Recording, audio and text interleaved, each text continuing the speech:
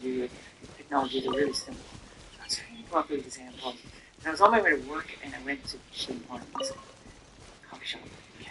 So I'm standing in line, and the guy in front of me is ordering breakfast. It's 8 a.m. Adventure time. And he orders this thing, which is a double chocolate salted caramel muffin.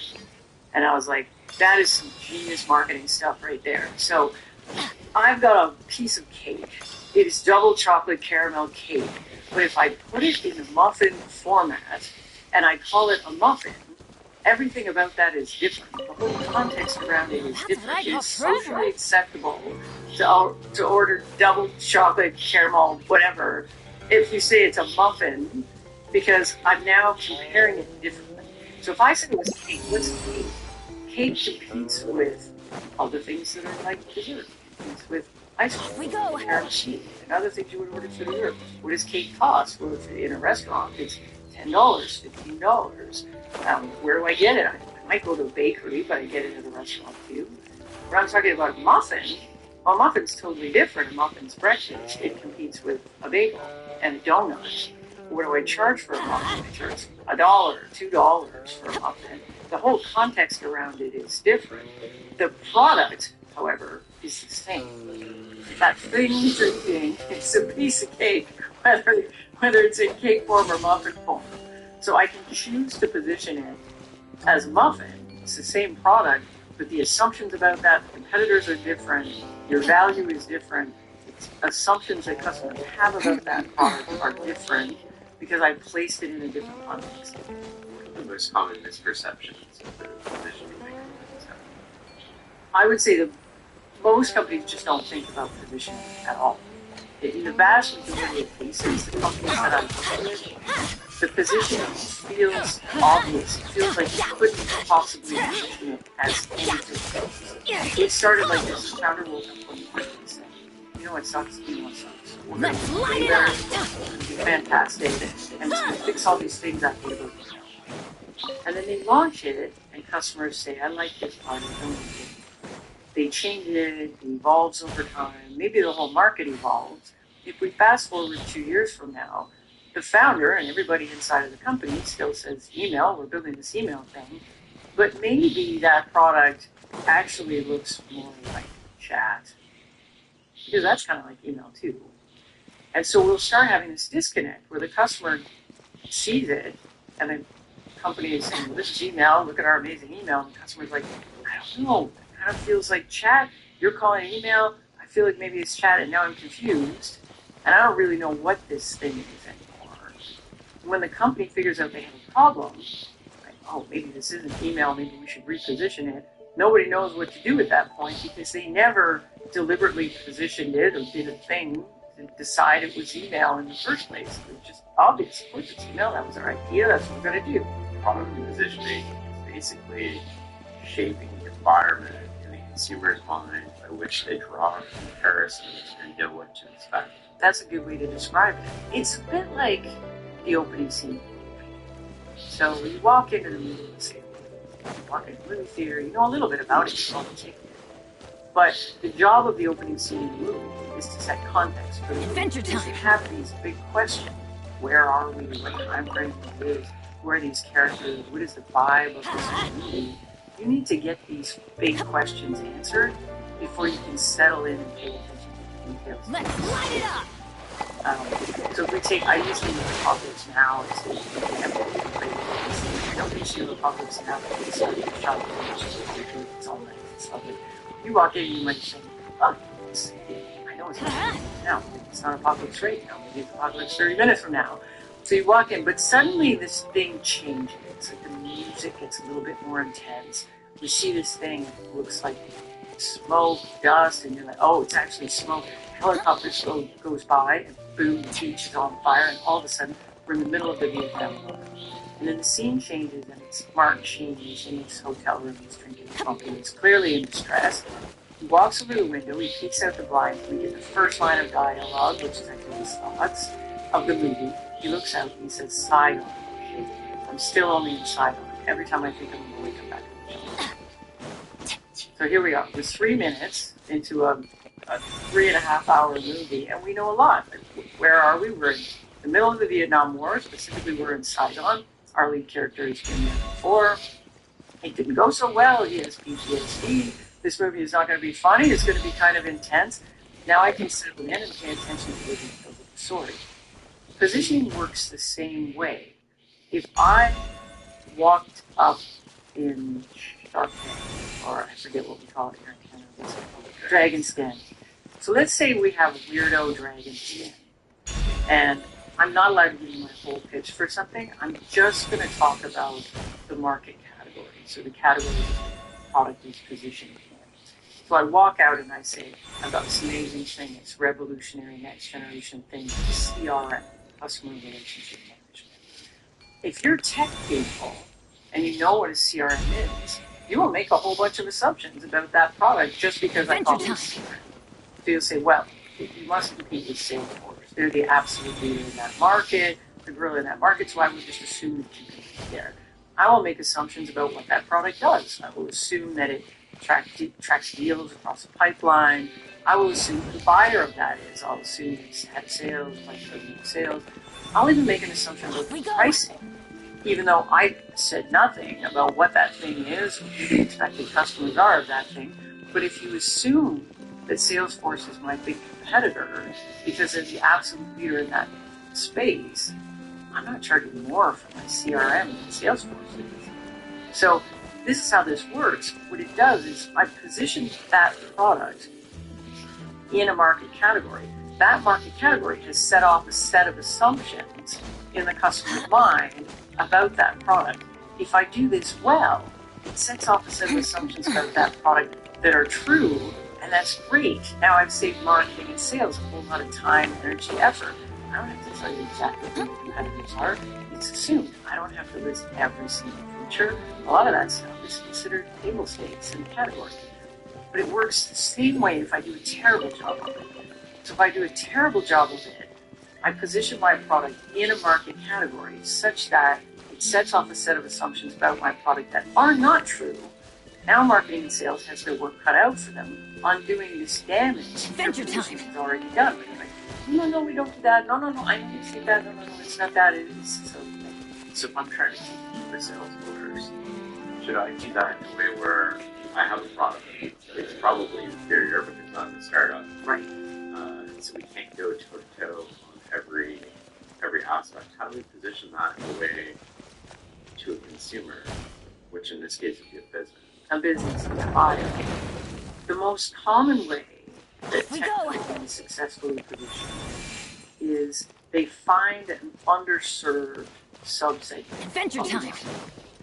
And then they attempt to dominate that subsegment and then push out from there. So I can give you an example. I worked at a company called Genesys.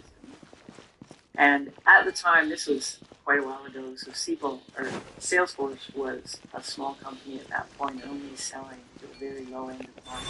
But they were really in that space at the time with a big company in Silicon Valley called Siebel. So they were a fantastic company, $2 billion revenue, fastest company to ever get to $1 billion revenue in the history of Silicon Valley. Amazing success story. They were positioned as enterprise CRM. They're the absolute kings of enterprise CRM. We had a product that was also enterprise CRM. So we would position ourselves as enterprise CRM. And so not surprisingly, when we get a meeting with a customer and the customer would say, okay, so you're enterprise CRM, they're enterprise CRM, how are you better? And the answer to that question was, we simply weren't better than them. We had 2 million revenue, they had 2 billion revenue, they had 400 customers, we had 6. They had thousands of employees, I was employee 26. We were just no comparison at all. However, we had a feature that they could not copy that was really interesting, and we thought it would be really valuable to customers. We didn't really understand the value of it for customers, but we always showed it. So we go in, we show the thing, it's just a neat feature. We'd say, hey, here's the feature, it's really great. And customers would look at us and say, hey, that looks cool. What do we do with that? And we'd say, anything you want. And then the customer would say, okay, well, that's confusing. What else you got? And then we'd say, well, we're really cheap if you want us to be really cheap because we're desperate to grow the business. How we got out of that mess and eventually landed on really good for us is we sold the deal to an investment bank. And it was kind of by accident. We hired a sales rep, had a relationship with somebody very senior at the investment bank. That we did a good pitch in there. We showed him our magical feature. And what that customer taught us is that feature was actually very, very valuable to investment banks and the way that they wanted to manage relationships. It's a miracle! Once we figured that out, and it was like, hey, we actually have a feature that's really, really valuable for a sub-segment of this big market. And we knew at the time Siebel couldn't copy us on that feature. So we narrowed down the positioning, and instead of saying we were enterprise CRM, we were CRM for investment banking. And the great thing about that is that we never got into a real head-to-head against those guys again. So we would come in and say, hey, we're CRM for investment banks. And the customer would say, oh, well, wait, doesn't Siebel do that? Like, don't you guys compete with Siebel? We'd say, oh, Siebel, we love those guys. It's so big, so smart, so many people. They're like the world's greatest general purpose CRM for like call centers and manufacturing plants and I don't know what, but not you, Wolf of Wall Street. You need something special. Let me show you this thing. And then we would show them the thing and talk about the thing. And so our plan was to absolutely dominate that space. And then once we had dominated that, we would be building the product, making the product more mature. And our Even dominance better in than I investment imagined. banking It's was my going to lucky allow day. us to get into retail. So we were going to expand the market from there, and then if we were successful in retail banking, that would allow us to get into insurance. At that point, we would reposition ourselves as CRM for financial services. If we were successful there, then we'd be big enough and successful enough to challenge the market leader and take over these enterprise CRM, which was still the one. So this is about shrinking your target market or your ecosystem in a way in which you're going to Leave it all to me. where you have an advantage or an edge over somebody else, and then expanding from there. Often in technology companies, that's exactly what they're doing. That seems, So these it seems like very intuitive. It seems very intuitive. There's a lot of reasons. So the biggest one is people get very worried about what we call the addressable market. So if I was trying to fundraise and went to an investor and said, look, I want to build a thing and it's just CRM for investment banks, the investor would say, well, how many investment banks are there in the world? I need you to be $1 billion business. That's not $1 billion business. I don't know how you're going to do that. For an investor, you need to talk about the long-term story. Where do we want to be? I must be no stone What is our path to getting $1 billion? And if I look at that example I just gave you, we had that long-term vision. We were going to be $1 billion company eventually. But for most companies, when you start, I'm not trying to do $1 billion this year. I'm trying to do $1 million. I'm trying to close 5 deals. I'm trying to close 10 deals. And in order to close any business at all, you have to be the best. That's something. The customer's not going to come in and say, there's these 3 options, and I'll pick this one that's just okay. No, the customer says they want the best thing for their particular thing. So great positioning is all about defining where you...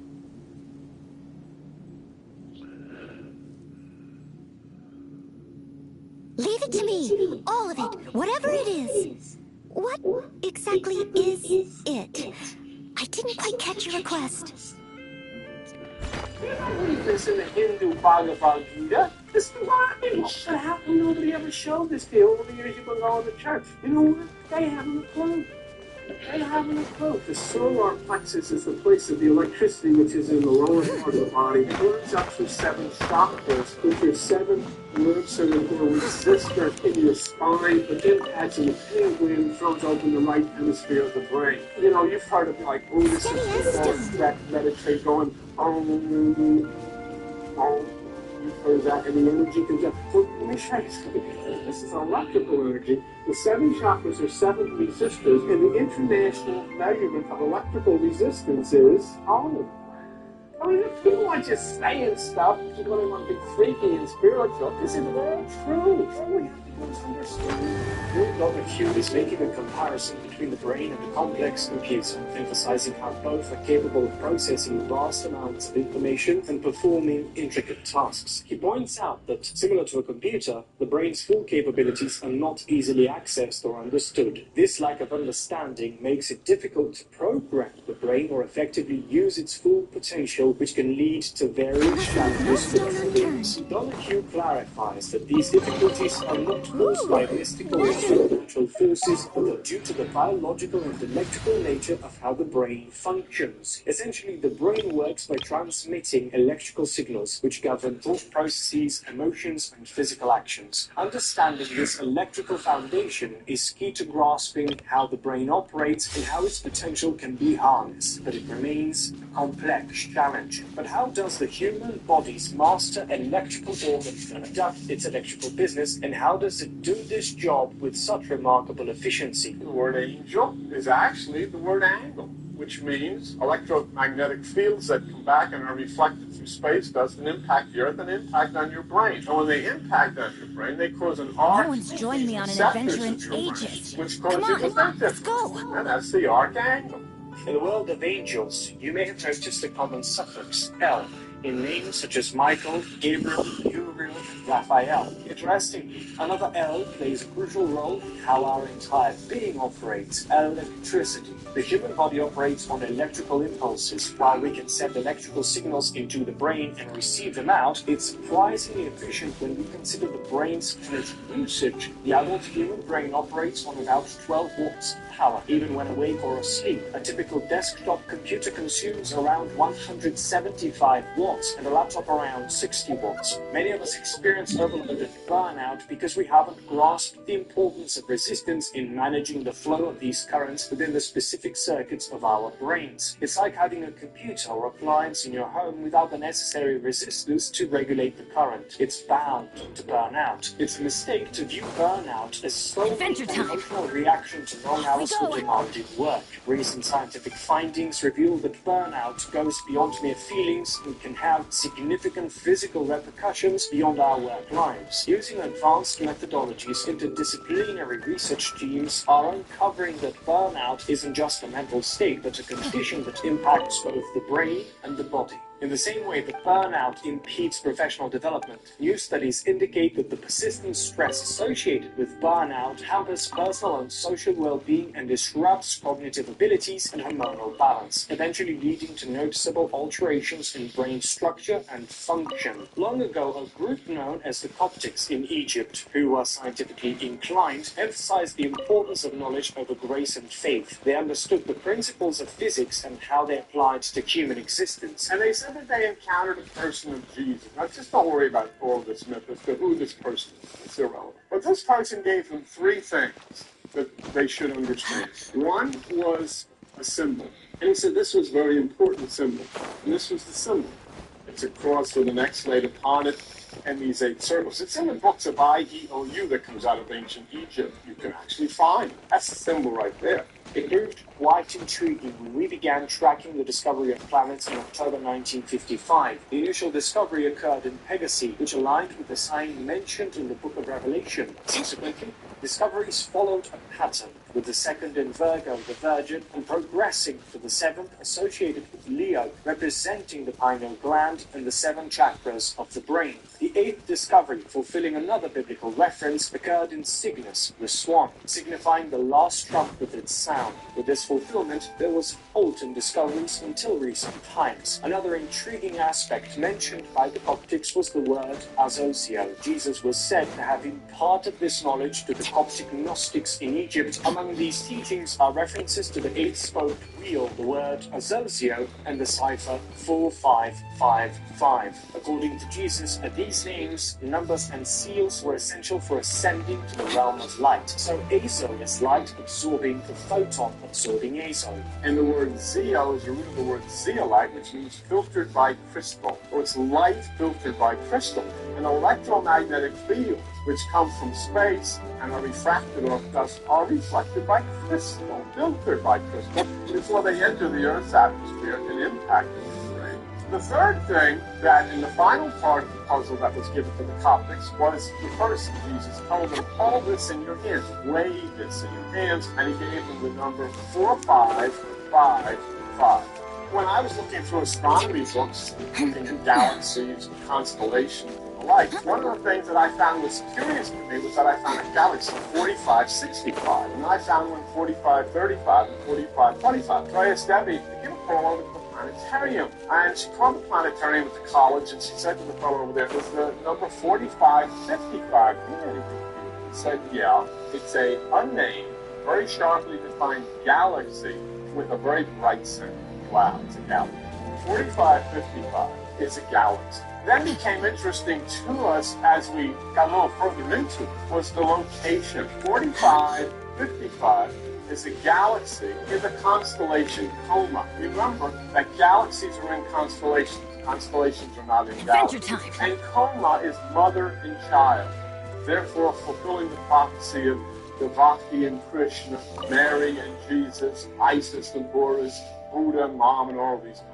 But then the second part of it is that it's in the zodiacal sign Virgo.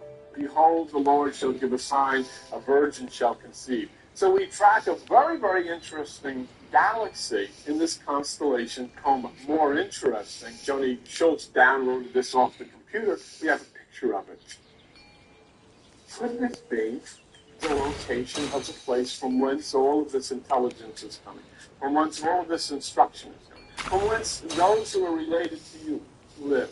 I mean, you'd be looking at a picture of them. I say, well, maybe it means something else. Well, maybe it doesn't. But if it means 4555 is a galaxy in the location of the place that you call God, it is much, much too significant to turn your back on it and say, well, you know, thinking about this.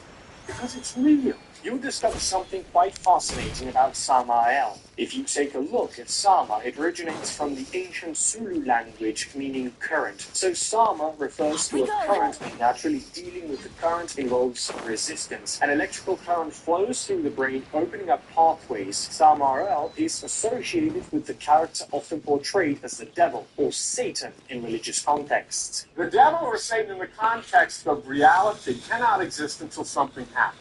If I decide I'm going to think about robbing a bank, and I think about robbing the bank, and I drive down and I look at the bank, there's no evil has occurred at all. No money has gone out of the bank, nobody's robbed the bank, I just thought about it. If I rob the bank, the devil has occurred. So thoughts then in and of themselves, now that's the reason, while in the Adam and Eve story, you know, the two nudists who were talking to the snake actually is a symbol of the spine. Eve is the mind, and Adam represents the physical part. And so what happened? When Eve eats the fruit, there's no problem. No problem. Nothing wrong. Because it's just a thought. There's no devil. But when Adam eats it, all hell breaks loose. All right? Because now the deed has been acted out. What I'm trying to show you is that in essence, what you have is the neutral energy inside of the current. Electrical current. The current feeds the circuit, which is the brain. The problem is the devil then instructed to the fact that the circuits of the brain, what happens? Electricity is ubiquitous and plays a fundamental role in the human body. Our cells are uniquely equipped to conduct electrical currents, facilitating various physiological processes. In particular, electricity is vital for the nervous system's functioning, enabling the transmission of signals throughout the body and to the brain. This intricate network of electrical impulses allows us to perform essential functions such as movement, cognition, and emotion. You may not have realized this, but just like with electrical appliances, if the current flows unchecked into your brain without any resistance, it can lead to problems. Just as appliances can blow up, explode, and burn out, similar things can happen to us. We may feel overwhelmed, overheated, and burnt out. These issues arise when we fail to understand that our brains need resistance to function correctly. So it's neither about resistance nor concepts like the devil. Instead, it's about what happens when the current flows into the brain circuit and encounters resistance. Resistance is on. The University of Massachusetts Medical Center, Dr. Ann Messiaen's psychiatry department, and she says that the reason that you should meditate is because meditation is a more effective method of melatonin production. You do not produce melatonin until you're in a pitch black room, because the pineal gland doesn't open until it's in a pitch black room. And here's the University of Western Ontario finding increases in melatonin after a single meditation session. So what do you need melatonin for, you say? You'll see, for instance, that the pineal gland regulates the circadian rhythm of your body, the time clock of your body. Melatonin has been shown to inhibit the growth and metastasis of tumors in experimental animals. Patients who have breast cancer have lower levels of melatonin in their blood. It has a stimulatory effect on the immune system. Let me ask you a question. How many times have you ever tried to stimulate the activity of melatonin, the pineal gland of your brain? Probably you've never. Some of you have never ever done it because you hadn't a clue. Environmental stress can impact the pineal gland and its functions, affecting the body's alertness. On page 49, the discussion revolves around multiple sclerosis and its origins. According to research from the Albert Einstein College of Medicine, since melatonin secretion follows cyclical patterns, including daily, weekly, seasonal, and annual variations, it suggested that the pineal gland may play a significant role in the spontaneous exacerbations and revisions of multiple sclerosis. This reveals a deeper understanding of how the body operates. Melatonin is also identified as a potential anti-aging hormone, as mentioned on page 50. The immune system, as discussed by the Department of Medical Biochemistry and Molecular Body at the University of Spain, is shown to be intertwined with the pineal gland. Furthermore, research indicates a link between Parkinson's disease and melatonin. Many studies have shown that melatonin can improve the subjective sleep quality of Parkinson's disease. In 2016, exogenous melatonin for sleep disorders in neurodegenerative diseases, a meta-analysis of Everybody stand back! trials that showed Rain outlines your fate. Witness the power of the wild. neurodegenerative disorder patients. Therefore,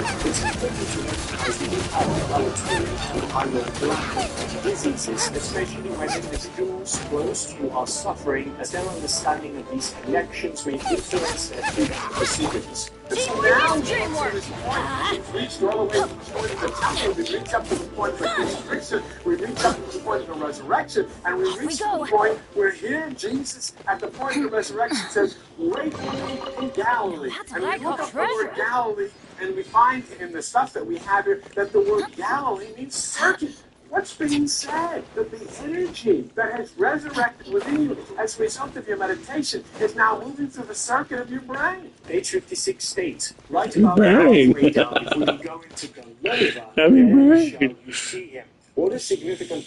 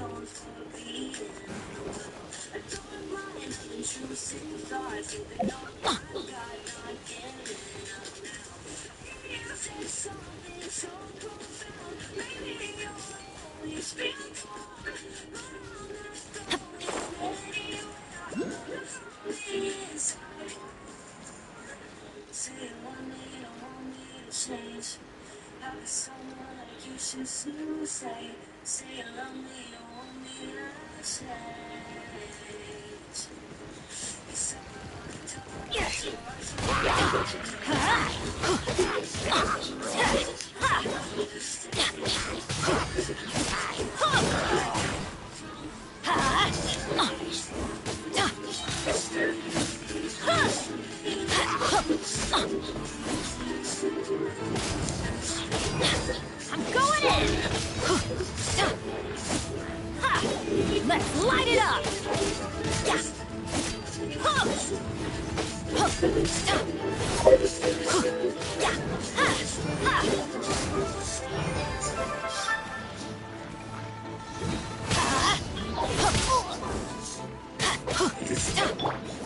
You're toast!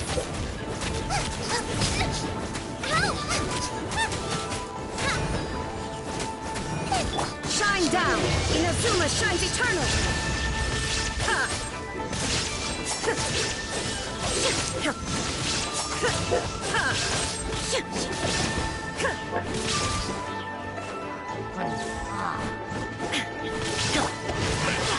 Rim cutter!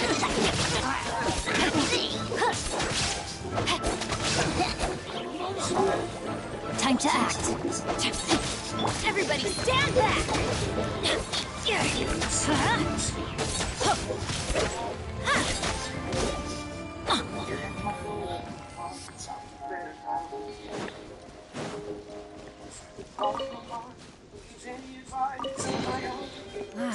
Even better than I imagined. It's my lucky day.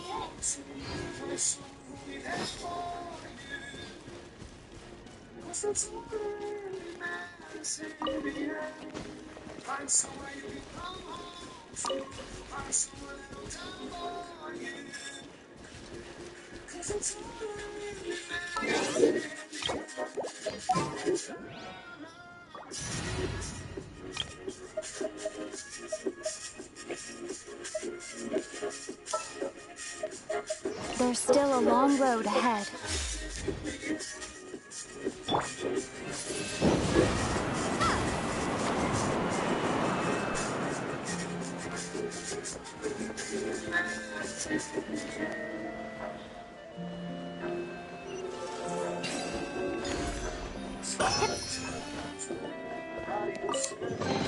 Is this an answer from this world?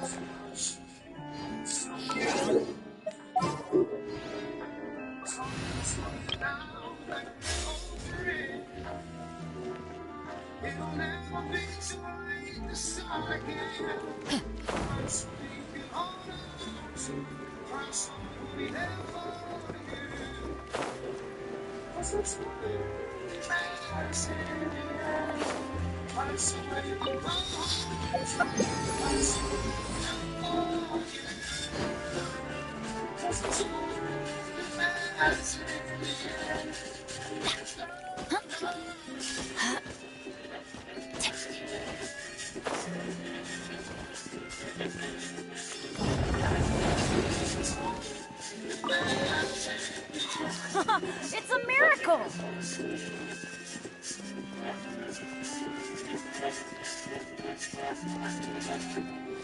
Find something you can hold on. Find something because that's all that really matters. Find someone to come home. Someone that'll die for you. Because that's all that really matters in the end. It's love, love, love, love, love.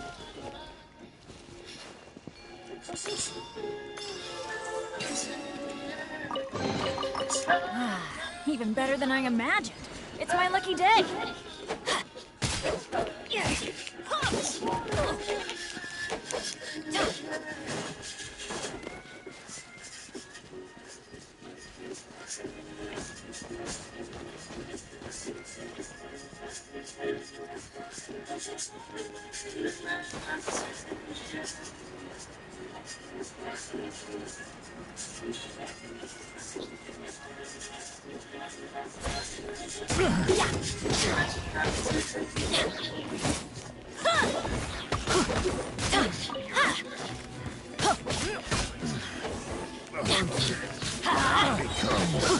Teamwork is dreamwork!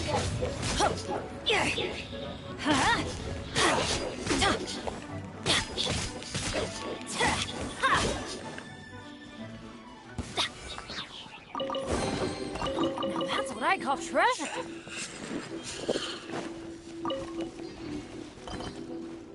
Adventure time!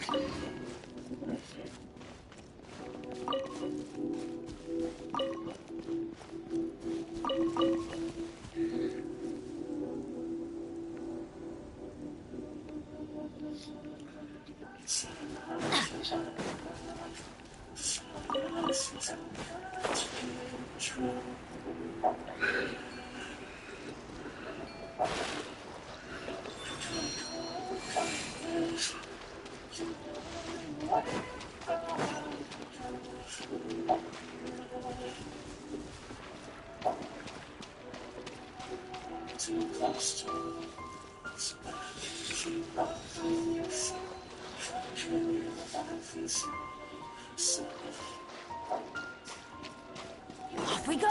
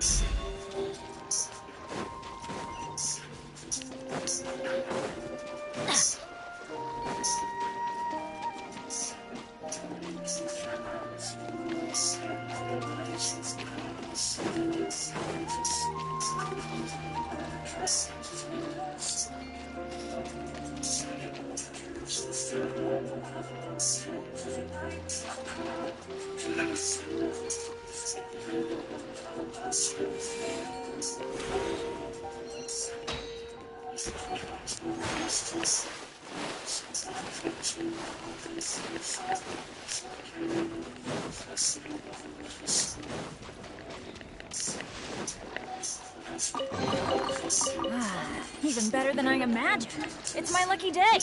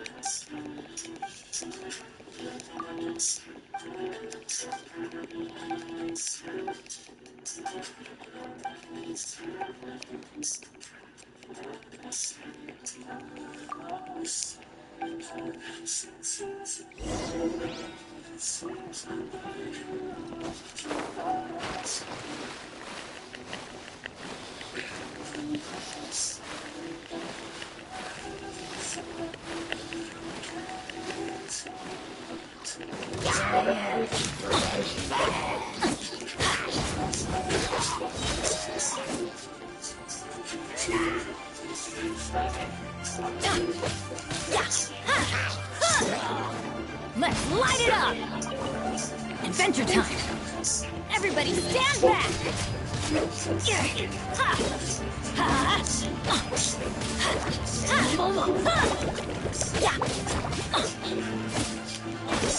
Let's light it up!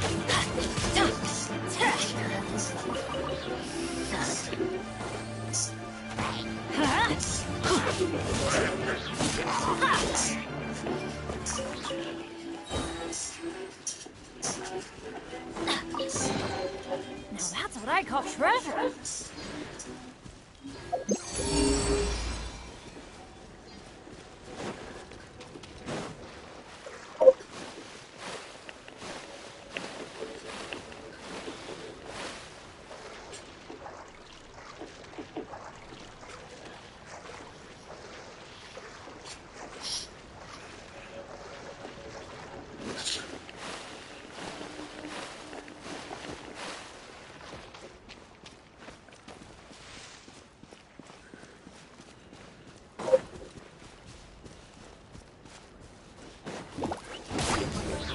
I'm going in!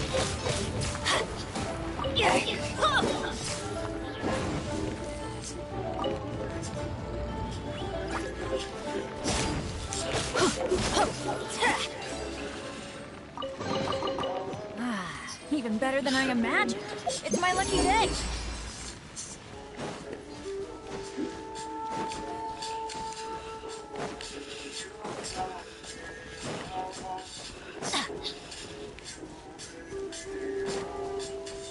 Let's light it up!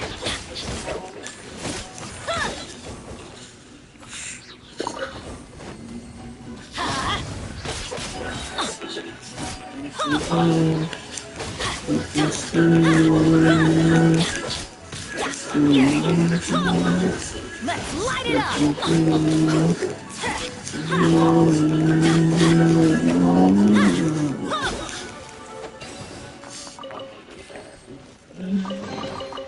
Now that's what I call treasure.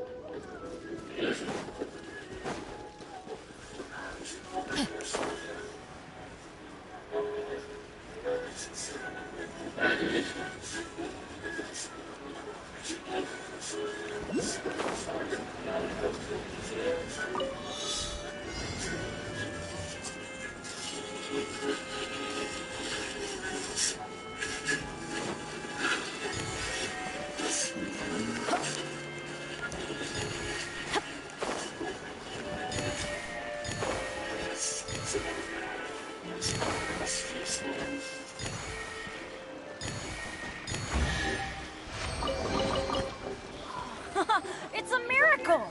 Hello, welcome to the stream. I'm exploring and doing quests right now.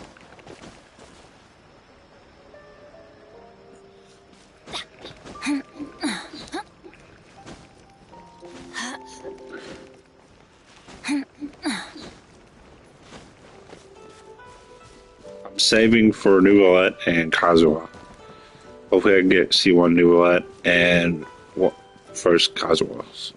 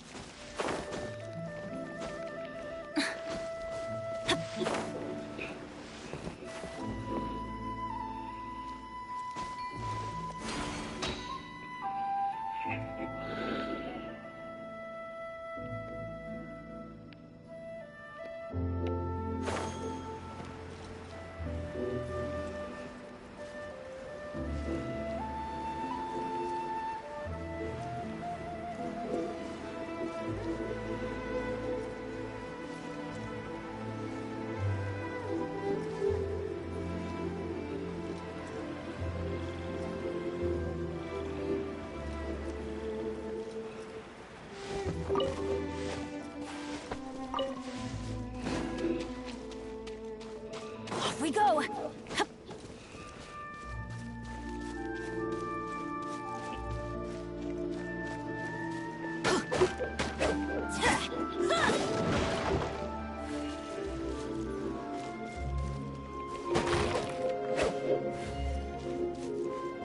Okay, we gotta go down this path. I think I've been here before. Oh, yeah, I came here earlier and did the thing with the well.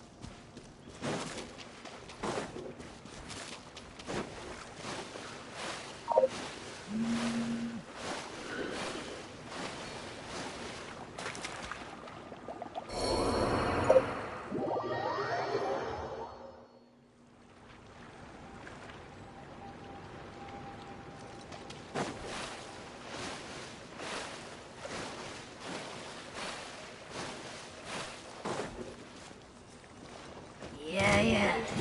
You can.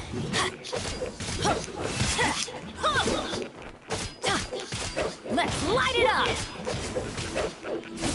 Ow!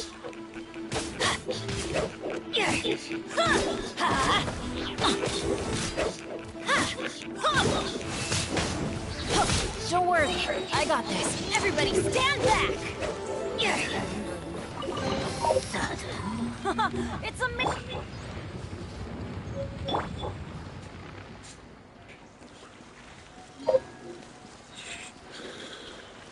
Let's see how.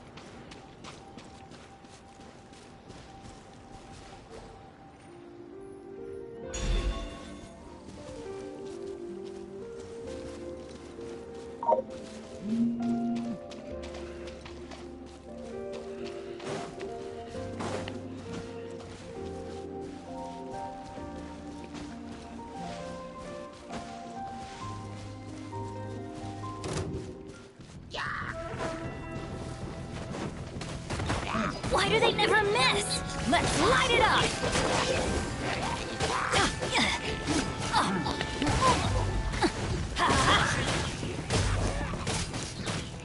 This is just my...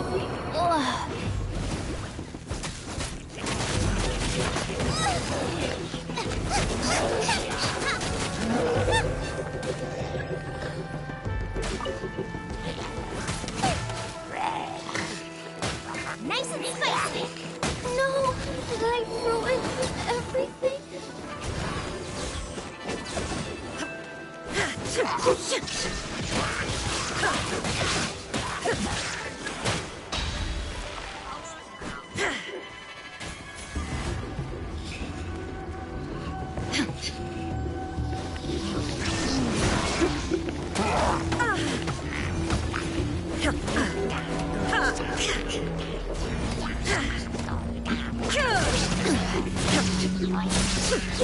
There is no escape!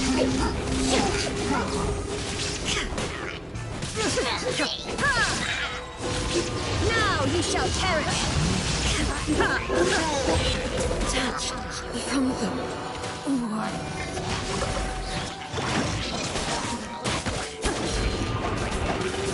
I let my guard down.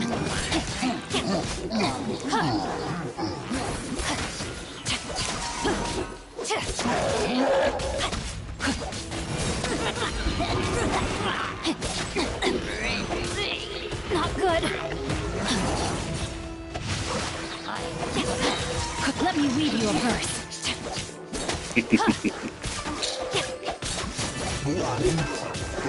Body and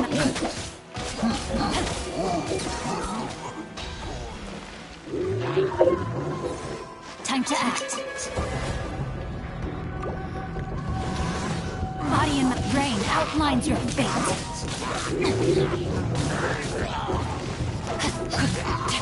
May my final stand be a monument to chivalry. I have taught you everything I know.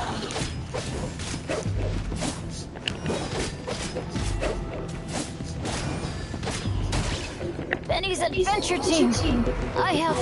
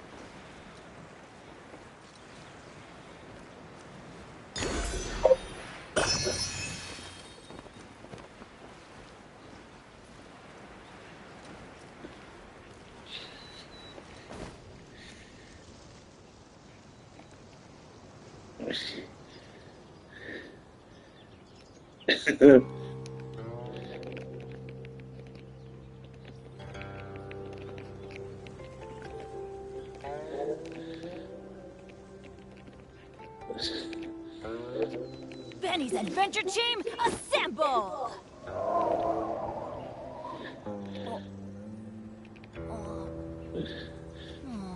Or not.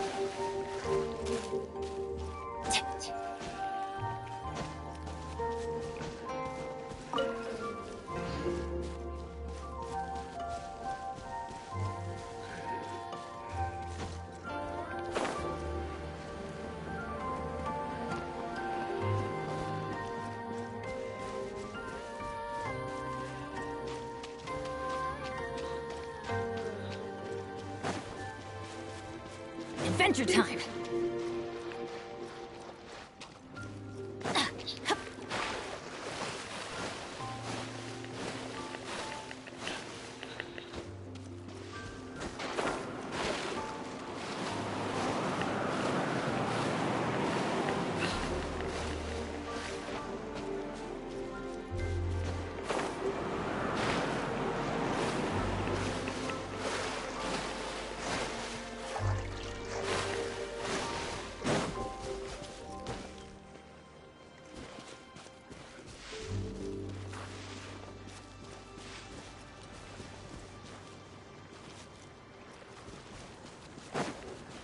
we go. Adventure time. Off we go.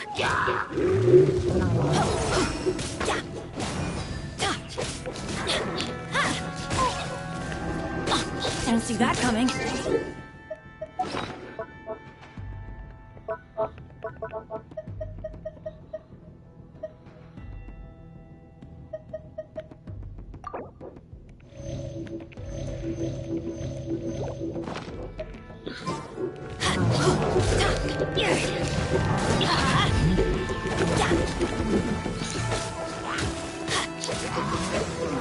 Let's light it up!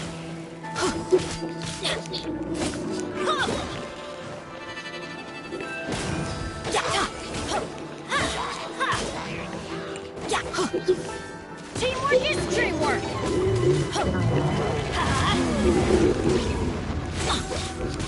Let's light it up!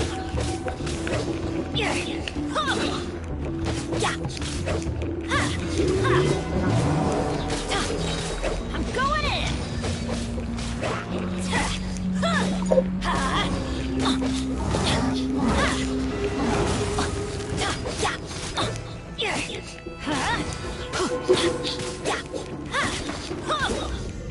Hello, welcome Kashav. Well, I'm trying to clear this miasma real quick. Everybody stand back!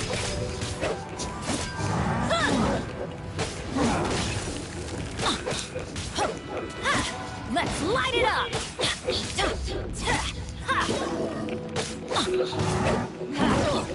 Off we go!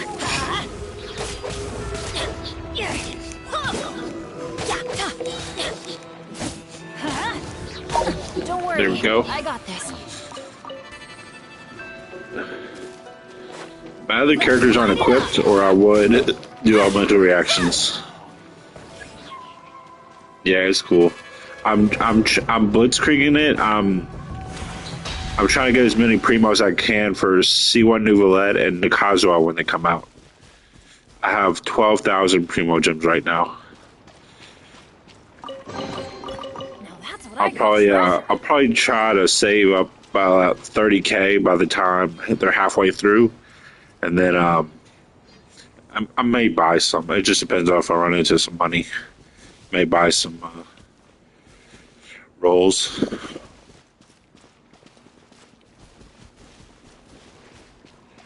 And I need to find this last little statue thing. Arlecchino. Yeah, Arlecchino looks like a cool character, but I don't know if... Well, for one, I don't know if they're going to be good, and another, I don't know if they're going to be free to play, or at least low Primo Gem friendly. I don't know if you'll need their constellations or...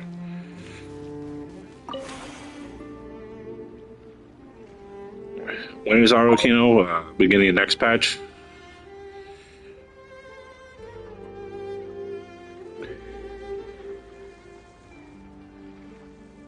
What am I doing? Why do they even do this?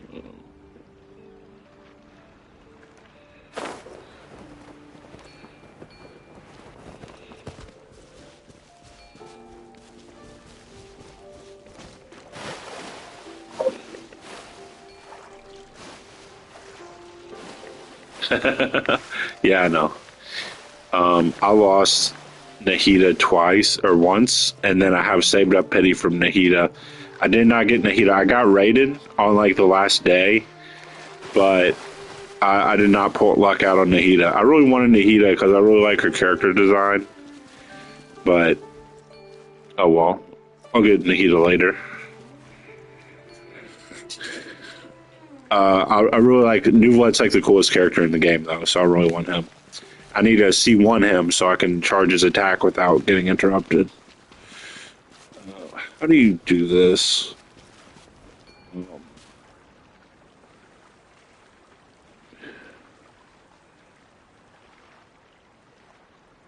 Oh, nice. Yeah, I have a Keqing. I got Keqing when I first started the game, actually. I mean, she's fun to play, I guess, if you know how, but I don't know how. So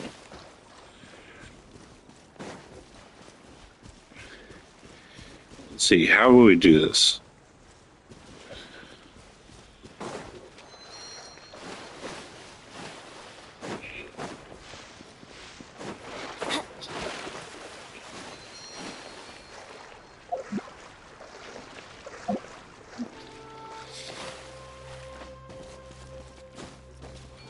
You know how we do this? I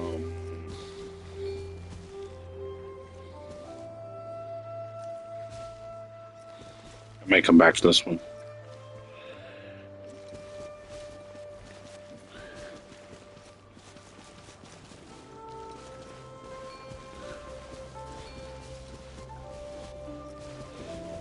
I have not gotten to the Abyss that far yet. I've only gotten Bennett to rank 10 on his strikes and bursts.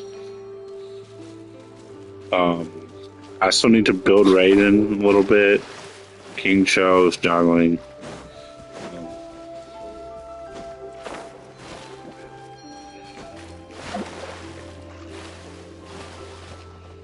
Okay, so we're gonna zoom over here and then go up in the air.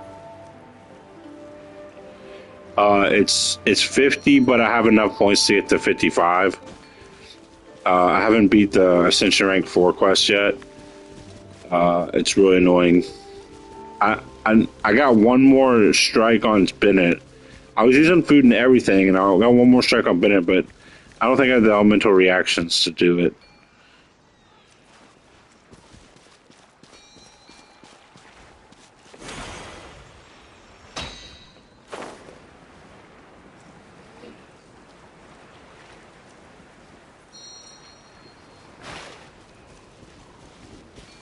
Is that how you do it?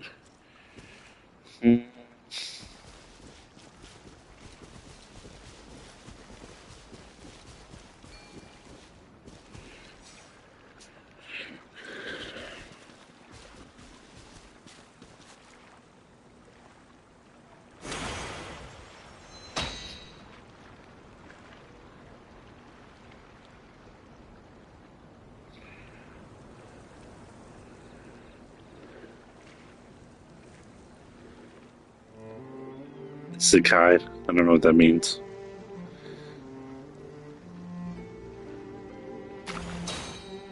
Oh yeah, I can do that. Okay, well, let's place one there, one there, one there, one there. Okay.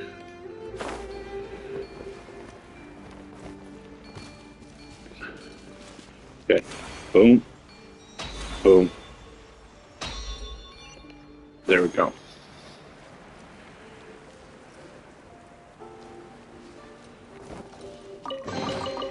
I don't know why it's been so long on that. It's my lucky day. I was a little retarded in me. Adventure time. Off we go. Do you play on PS4 or PC or mobile?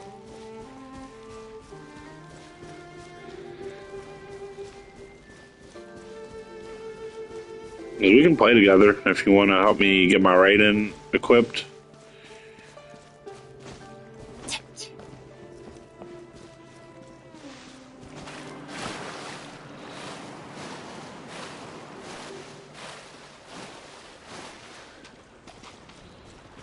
I just need that.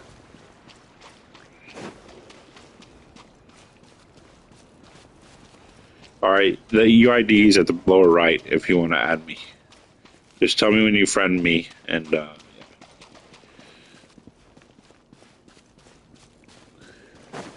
We can farm artifacts for Raiden, I guess.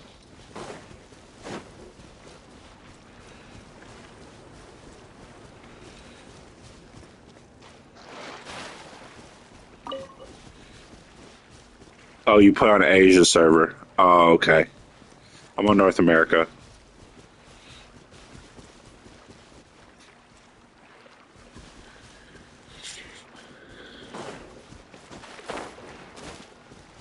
Adventure time.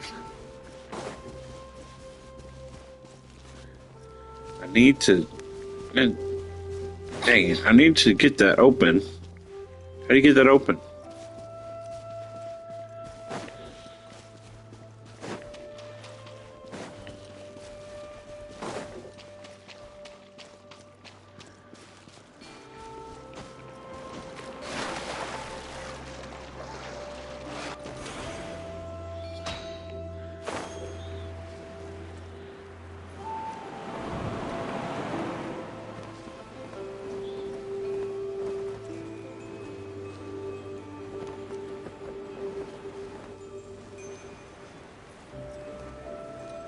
Near the gate.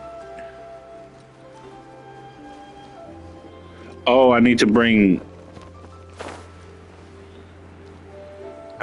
those two. Oh, I see. Okay.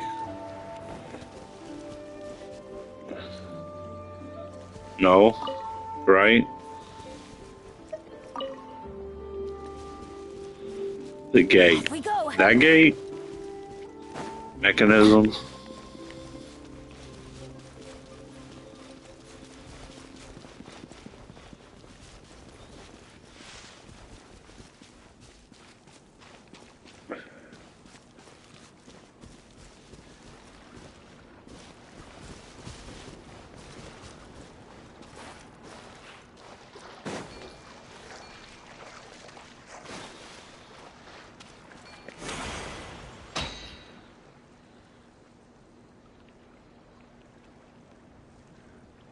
Okay, but I need to get more of those little birdies because I can't move those anymore. Won't let me. At least I don't think so. I need to find more birdies.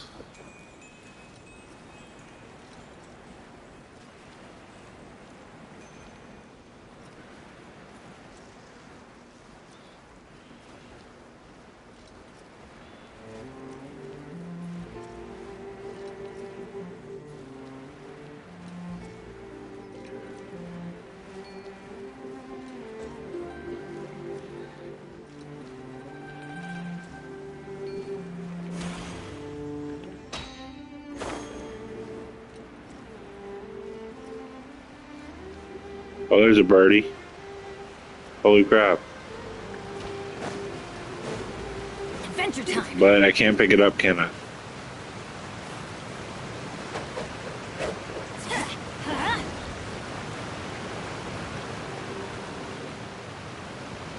What do you do with these birds? Is it wind current?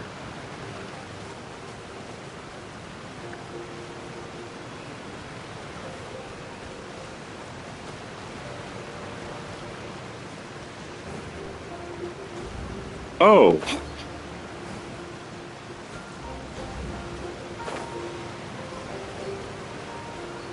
I forgot how to use those. Thanks.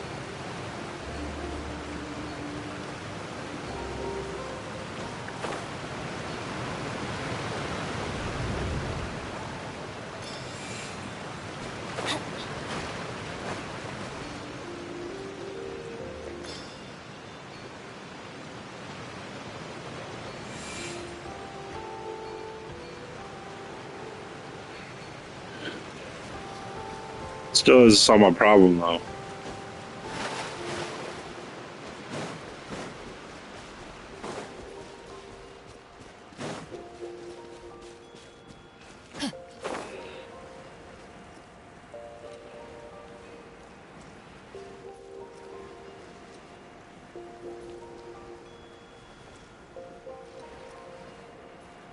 No, I only play on PlayStation. I'm a trophy hunter.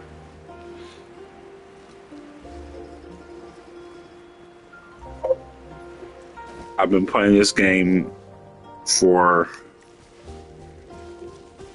5 months. I'm not even halfway to like being up to date with everything.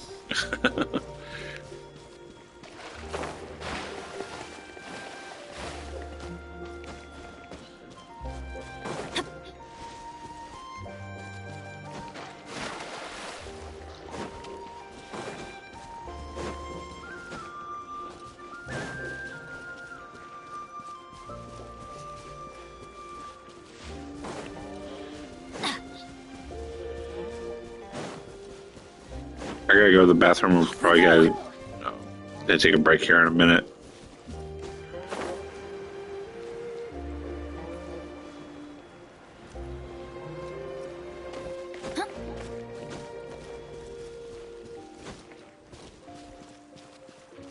Adventure time.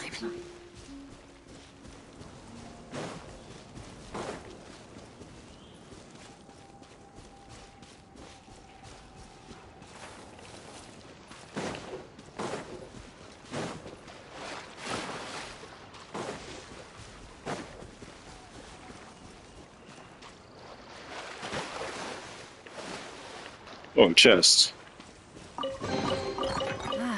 Even better than I imagined. It's my lucky day. Off we go.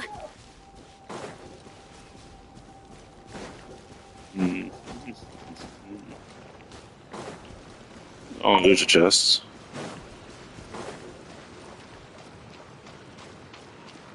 What says this? Adventure time.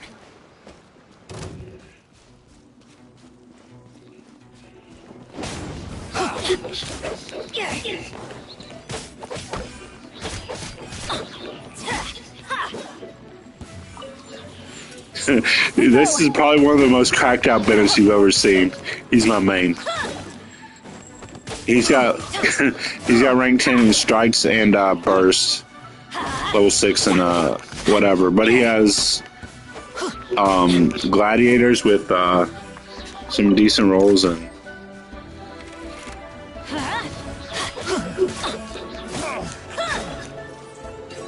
I'll show you his gear in a sec. But this is it's just gear I've gotten through playing the game, but still it's pretty decent. Here's his artifacts.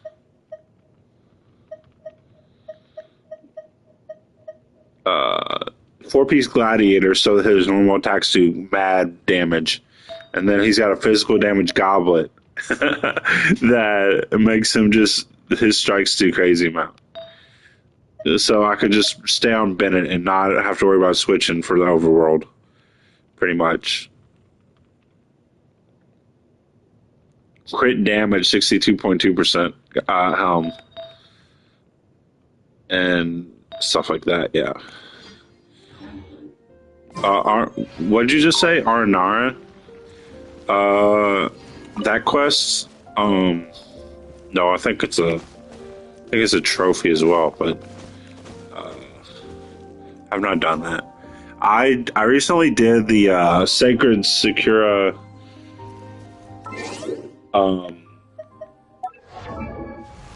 Yeah, here's his talents. 10, 6, 10. And Black Sword, level 90 with rank 2. So he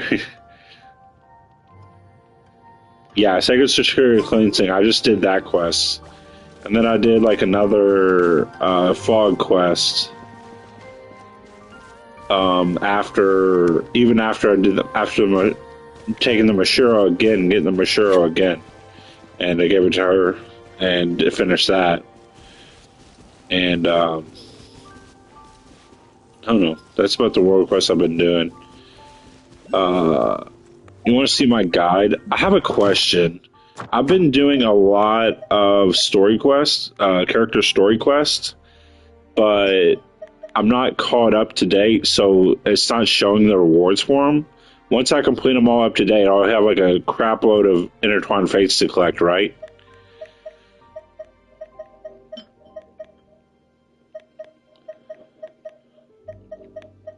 I guess you can get stuff. I don't know. Just as explore. I thought you would get Intertwined Fates more. Oh, you don't? You don't get them for story quests? Oh, that stinks. Because I remember I'm already caught up to. I'm up to the end of Sumeru, or it's going to Fontaine, so I don't have that many more left to do I? Version of Genesis. Let's see what this is. Treasure.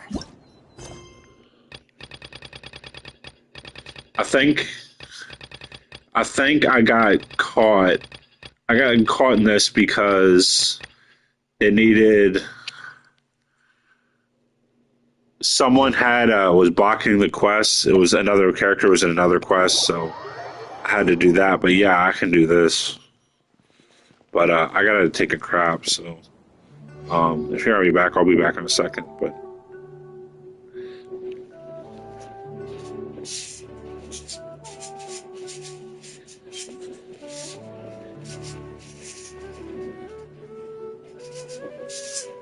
Oh, ow! Where did that come from?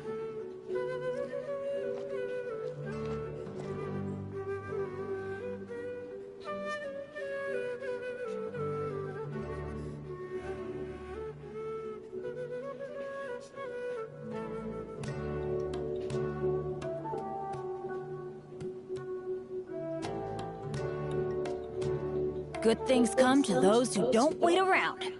That's what they say anyway. Knowing my luck, the opposite is probably true for me.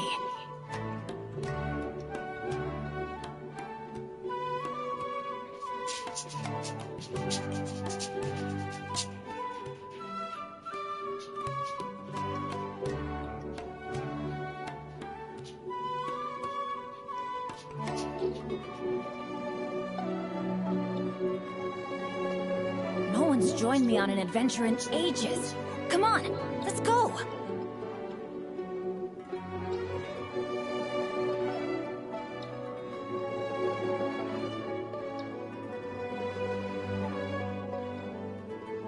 Benny's Adventure Team, assemble!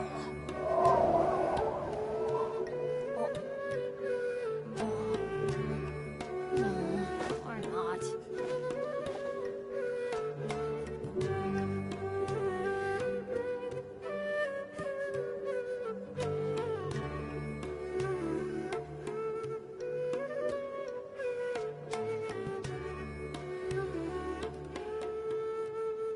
Oh, ow!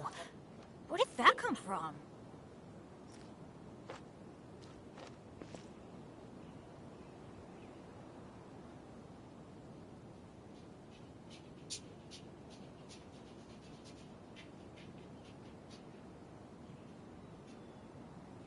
Let's go find some treasure.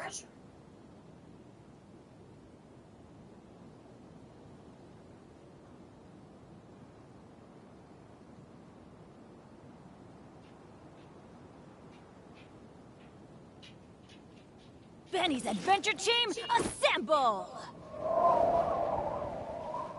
Oh. Oh. Oh. Or not.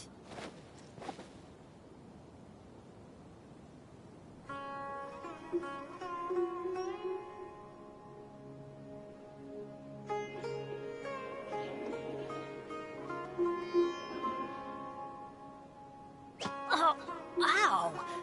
Where did that come from?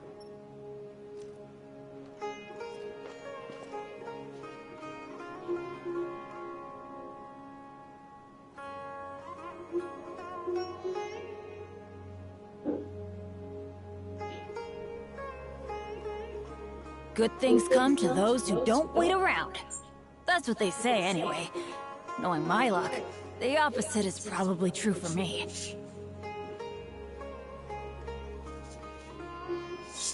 all right, I'm back.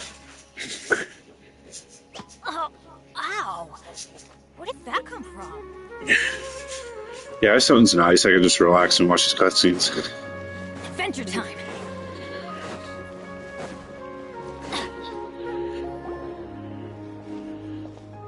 Hey, it's them! Yep. Akaba, Sawada, you're still here? Indeed we are. If you have a moment, we'd love for you to join us once more. We have time. What do you want to talk to us about? It's the same topic we discussed. Still looking for You more mean info put? about Tatara I mean, I was City, gonna do Noblesse Oblige on huh? them. Should we join them? Yeah, I was gonna put that on them, but not right now. I'm just using him for. I don't know. I will do that, but I I presume just you'll felt want to like read mine as well. playing lazy right now. I'll have to restructure for the Abyss, but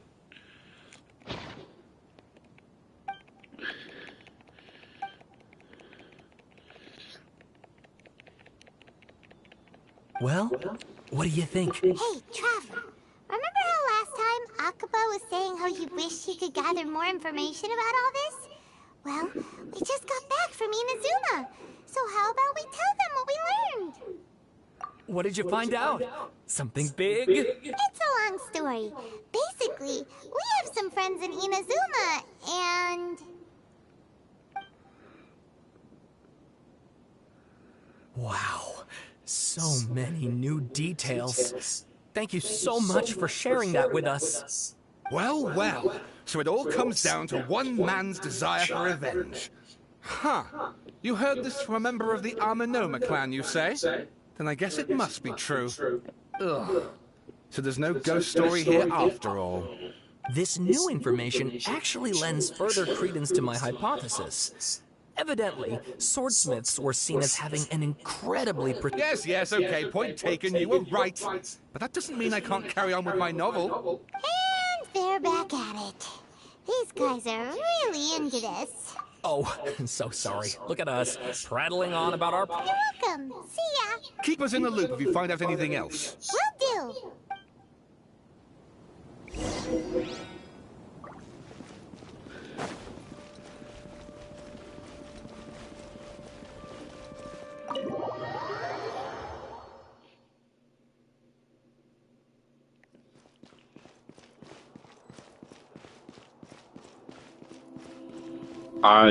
People recommend really like Xingqiu for some reason, but I'm not overall impressed. Maybe I haven't built it right, but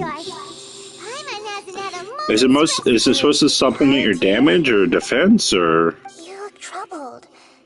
Is there something you need to tell me?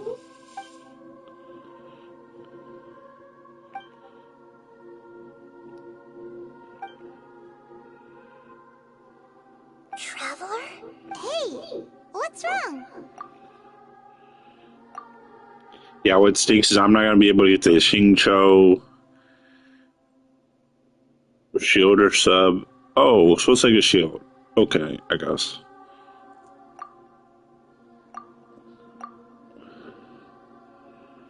How does it heal? I don't remember it doing any healing. Oh, is it when you hit when you have rain swords that you get healed? You get healed? That's cool. So, this puppet known as the Balladeer erased himself from Irminsul, hoping that he could change the past. But how was he even able to do that? As the Traveler said, he very nearly became Sumeru's deity. Admittedly, I remember it a little differently. I don't recall finding anyone inside the machine after we defeated it. Nevertheless, it does make sense. If someone were to successfully erase themselves from Irminsul... So, you believe this person really existed? And we just don't remember him because... Well, because he literally changed the world? Yes. When the burst adds, he heals 50%. It is possible to do this. But I'm struggling to imagine the kind of person who would dare go through with it. The Traveler comes from a world beyond to that. That's why there's no information about her in Irminsul. And it also explains why any changes to Irminsul wouldn't affect her. So if there's anyone in the world capable of retaining memories from a past that has been rewritten, it's you. It's quite incredible when you think about it. Paimon's having a hard time understanding this Balladeer guy's motivations. Why did he do it? I can only make inferences based on the information we've been given.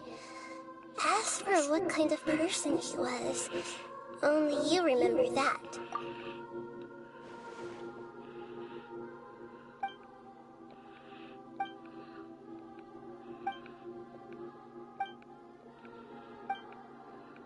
something else worrying you? Something that you can't share? It couldn't change the fate of the Nahida is AI generated? right? What do you mean? The voice? I like the voice. If it's really AI generated, that's really good. Once the Balladeer realized he hadn't been betrayed after all, it must have completely changed his view of the people of Tatarasuna. Now he saw them as friends again. He couldn't keep I don't think so. I don't see it. And Oh. if he thought there was a chance he could save his old friends, it would be hard not to try. Nah, the story makes sense. Every part of it. I know they're better AI, there are more AI voices than that. I think, with the doctor's help. I'm pretty sure this is a real person. Unsuccessful, but retained the power to connect with Irminsul. But, I mean, I guess. That power then enabled him to change what was recorded in Irminsul and erase himself, even though he didn't have much strength left. Yeah. If you're saying the raspiness of it, I guess the raspiness is kind of, but other than that, I don't see it. The inflections are good, pretty good. He gave everything to do this, but it seems like he got nothing in return.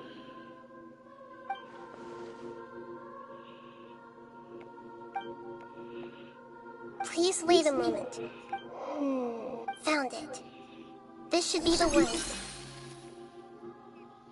It turns out that I have a strange way of confirming everything she has told us. What is it? A record from a personal collection. It was tucked away in a corner. You should take a look.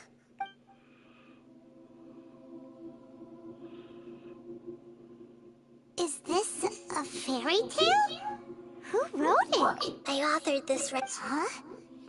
You wrote a fairy tale that somehow has something to do with the Balladeer? When combined with the Traveler's narrative, it's clear that this story is an allegory. Everything in it is a symbol for something else. Hold on. So this record survived from the past? Yes. Any information about the Balladeer or the Kabuki-mono and other records will have been changed. But I wrote this story in a way that means it was left intact. Changing the information in Irminsul changes to that. But Irminsul can't change information that was well hidden in advance. I guess I must have written this story as a backup before the Balladeer entered Irminsul. That's incredible! What a great idea! And sending the Traveler into Irminsul with the Balladeer must have been a further precaution. I knew she'd remember everything.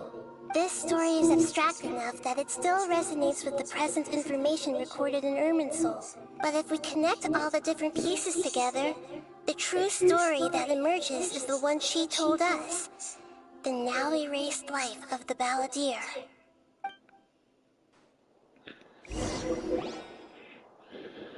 There was once a lone monster draped in fox fur. The monster found a family of foxes, joined them, and they became friends. The monster lived with the family day and night, and everyone treated it as one of their own. Once in a while, the monster would Do you play Final Fantasy 14? Because when that expansion comes out, I may hop back on that. Comes out in August or July? I don't know, maybe June. But the monster soon found solace when another came to live among the foxes who was not their kin.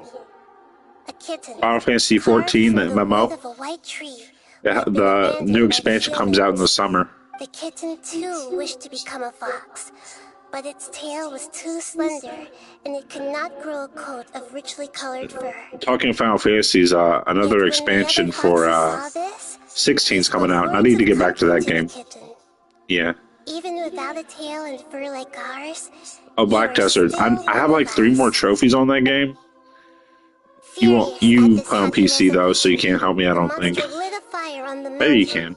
I need to get the training level to 10, and get a couple more. Like grind the. Surely you can help us find a way to solve this.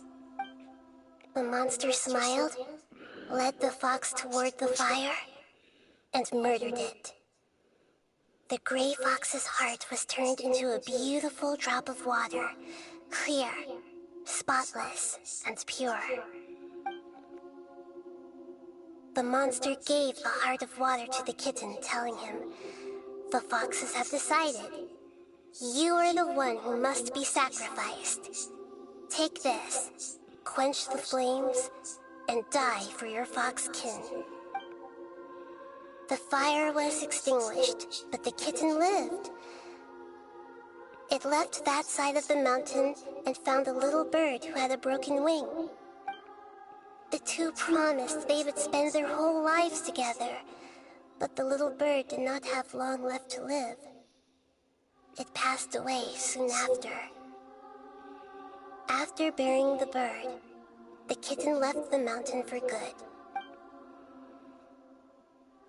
Never again would it cherish a single creature, nor a single blade of grass that stood on that mountain. The kitten spent the nights wandering aimlessly, gnashing its teeth at the moon. How it wished to swallow the moon and devour the moonlight. If the world could only return to darkness, then it would finally be peaceful and content. I will become the new moon, the answer to everything. Then, no one will know that there were once birds, foxes, and cats in this world. And no one can know that they were different.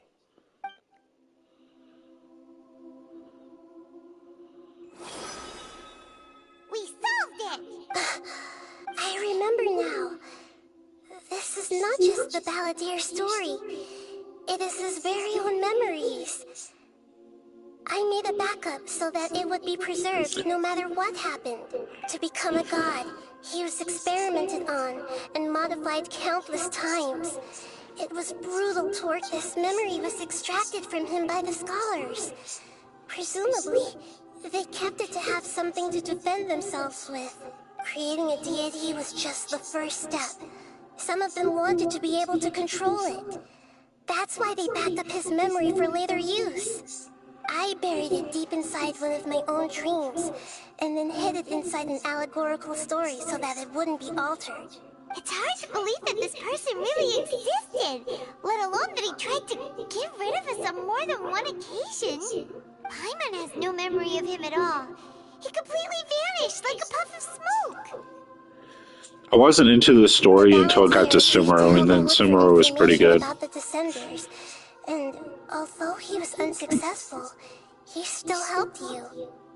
Before he vanished, he confirmed an important detail. That Khaenri'ah was where your twin first came into this world. We still don't know how the change to Irminsul will affect the senior ranks of the Fatui. It sounds like Paimon wouldn't like. This is why wisdom alone cannot answer all our questions. We look, we see, and we comprehend, but the question still troubles us. So the answer is not everything. People yearn to find the truth, and then conquer the troubles they face. When you give someone the truth, you give them a chance to choose their own destiny. To others looking on, this may seem like a pointless endeavor, but for him, the chance to act on his desire to disappear must have meant a lot. Never forget that even when we walk beneath dark clouds along a road filled with suffering, the light of wisdom is always there, guiding us toward a better destination. And that is what you have been doing all along. Yeah, Nahida's right. Cheer up. How about we go get something to eat? We can pick up this heavy conversation again later. Good idea. Paimon, why don't you take her out for a walk to clear her head? You got it. Come on, Traveler. You need to get out of your head for a while. You'll feel much better after taking a walk. Let's go get a snack from one of the stalls in the Grand Bazaar. That'll be sure to lift our spirits. I had a question. Let's see. Oh yeah, about wishes. I have. Well, I'm gonna put it over here just in case I. Yes. I have my wishes. Wait, oh no, Chronicled Wish. House wishes. Character wish.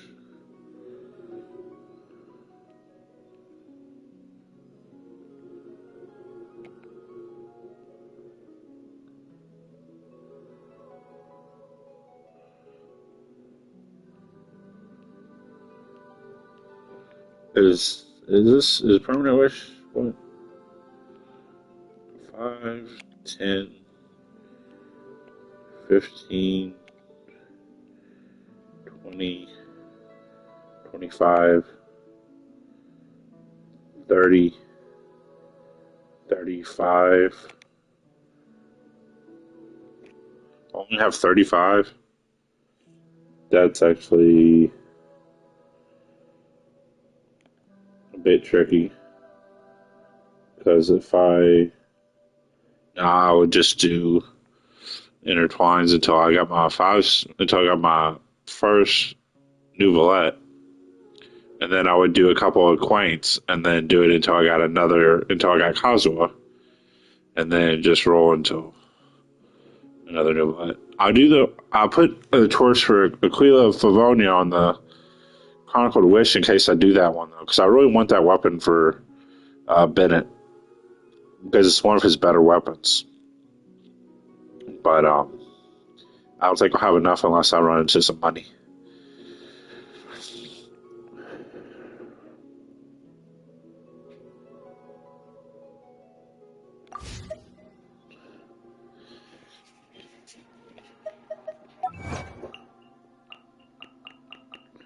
I might have enough for C1 Nouvellette and 1 Kazuha, though. The first Kazuha. If I could save up like 30k. It's possible, but that would be like 1k primos a day. Let's go to get it by halfway.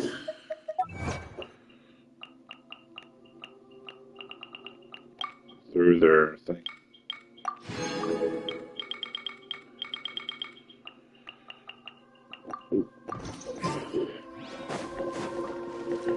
Adventure time.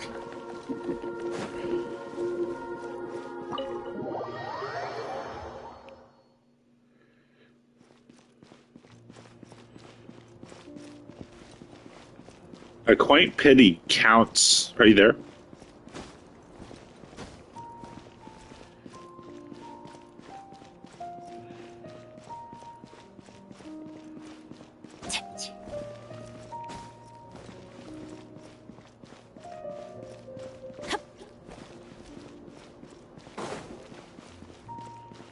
Off we go.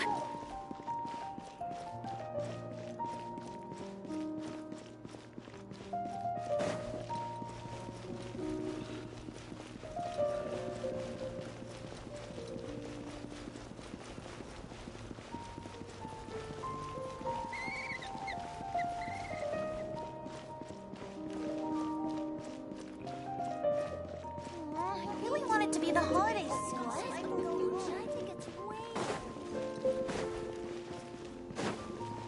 Adventure time.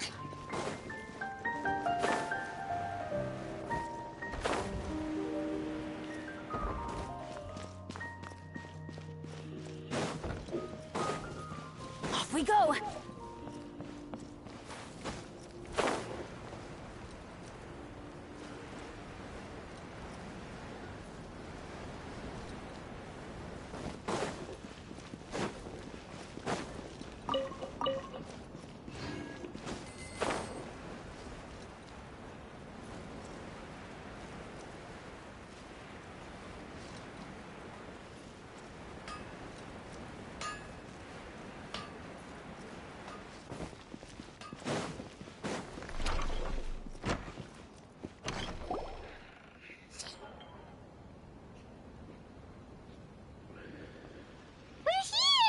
What should we eat first? Hey,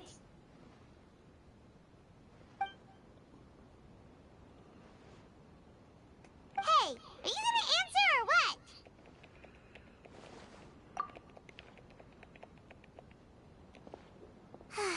Alright, whatever you want. Well, Paimon will be right here when you figured stuff out. Then we can get something to eat.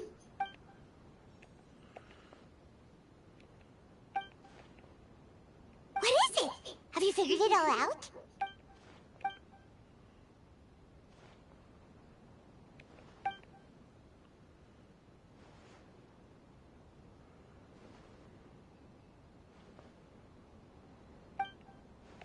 Why'd you jump up all of a sudden?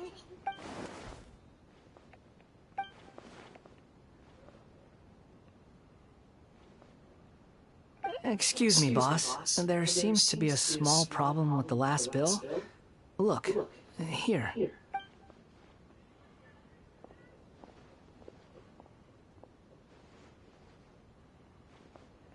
Hey! Hey, wait! Hmm? You mean me? No, not you. That kid! Didn't you see? Little rascal grabbed my last 2 fresh Sunsetias and ran off. Look, if you're gonna help out here, you can't keep spacing out, okay? What is it? Work's too boring for you? Or has the big city got too many distractions? I wasn't paying close enough attention. Sorry, boss. I think you're right. Maybe it's the city. It's so exciting. It can be hard to focus. Who's that guy? You know him or something? He's who? You're a strange one, kiddo. You say you don't want any money for helping out here, and then when I actually give you some work to do, you keep letting yourself get distracted. I don't want to take advantage, so I'm happy to pay you what I pay anyone else. But if you keep acting like this, pretty soon I won't be able to afford to. No, please. I mean it. You don't need to pay me anything. I'm just so thankful you agreed to take on an outsider like me. You're welcome, I guess. But I got bigger things to worry about. Look, we're all out of Sunsetias. And I promised the lady down the street I'd deliver a fruit bowl this evening.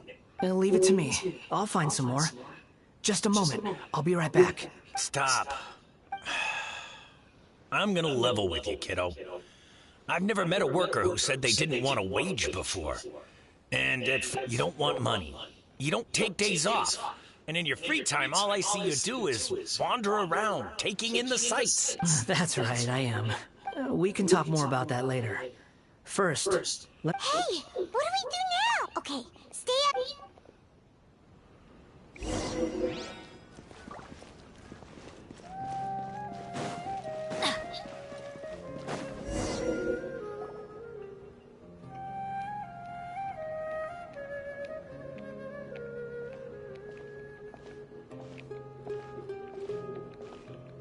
Nilu, it's nice to see you again. Oh, hey there, Traveler in Paimon. Are you here for some shopping too? That's right. Although there were a few hiccups here and there, the Sabzerus Festival turned out to be a grand success. And so, the theater wants to host a celebration event. Do you two want to come? It'll be a really fun time.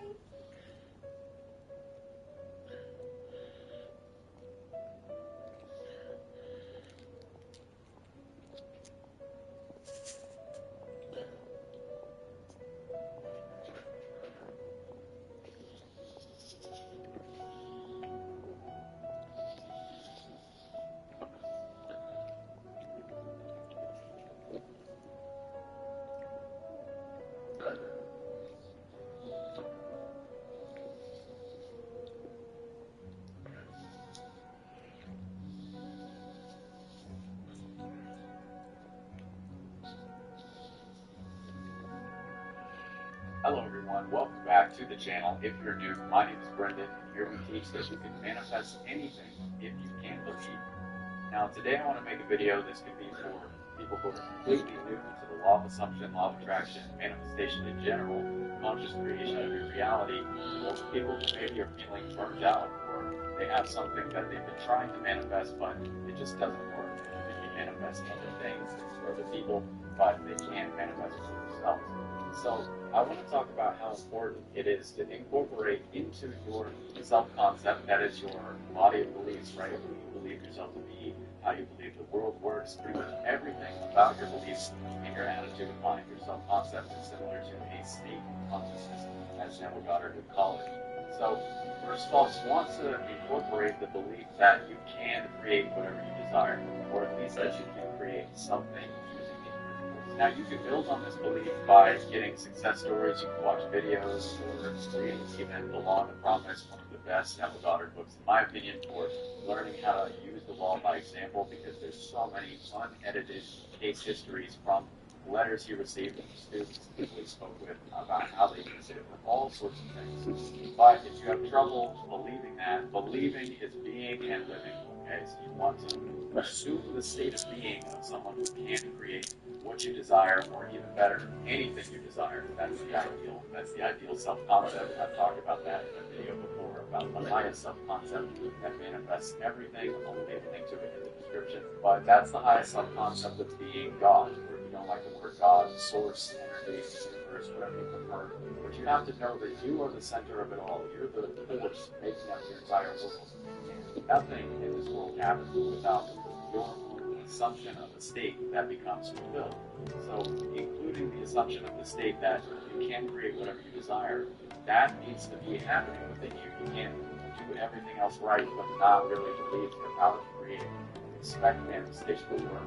So the way to get into this state, I really like asking questions. You can ask yourself in meditation or in fasting, or maybe get a journal out, write it down. Speaking of which, I just added more value to the Manifest Workshop, which now includes 28 exercises, practices, meditations, custom built to help you manifest your ideal life, alongside the 5-day self-paced mental diet workshop and a long list of affirmations to transform your life. You can find the workshop on our website, I'll leave a link in the description and comment. So for this exercise, helping build on your belief that you can manifest, you want to really get a pen and paper or do a deep meditation so that it sinks into the subconscious.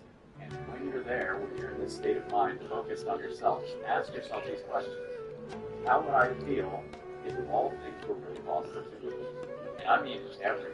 Like, how would you actually feel if God himself came down and said, I'm giving you my power, I'm giving you complete control over everything, and you can create whatever you desire without delay, in any way you want, no limitations. Kind of like Bruce Almighty, if you've seen that movie. It's been a while ago. I might be dating myself by saying this, but Bruce Almighty with Jim Carrey is a wonderful example of this. How would you feel if you just automatically were assuming that power of God, the universe, source, to create anything? How would you think? How would you feel? How would you carry yourself? You want to ask yourself these questions and answer in detail, okay? Because the more detailed you are, you're kind of mapping out the state of consciousness. No matter what you desire, in this case we're focusing on desiring the feelings, the beliefs that you can manifest what you desire, then the better that you can get clear on exactly what the state is, the kind of thoughts you would have, the way you would walk, talk, and carry yourself, the relationships you would have with your friends, strangers, and how you would perceive that world. Everything like this, not just thoughts or imagination, get clear. In this instance, you want to get clear on that state of, I can create whatever I desire without delay, right here, right now.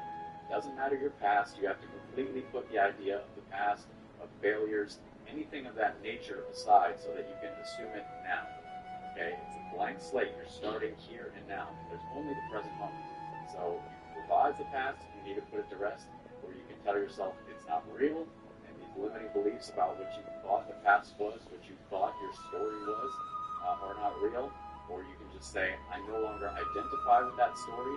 This is my new story, as you write out the type of person you would be, getting clear again on the state of being God, literally being the one to whom all things are possible, right here, right now, without limit, without delay.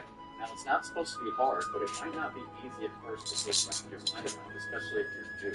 Because going from a world seems like you're just addicted to it, things are just happening, and you don't have any control over it, to I can have whatever I want, I can do whatever I want.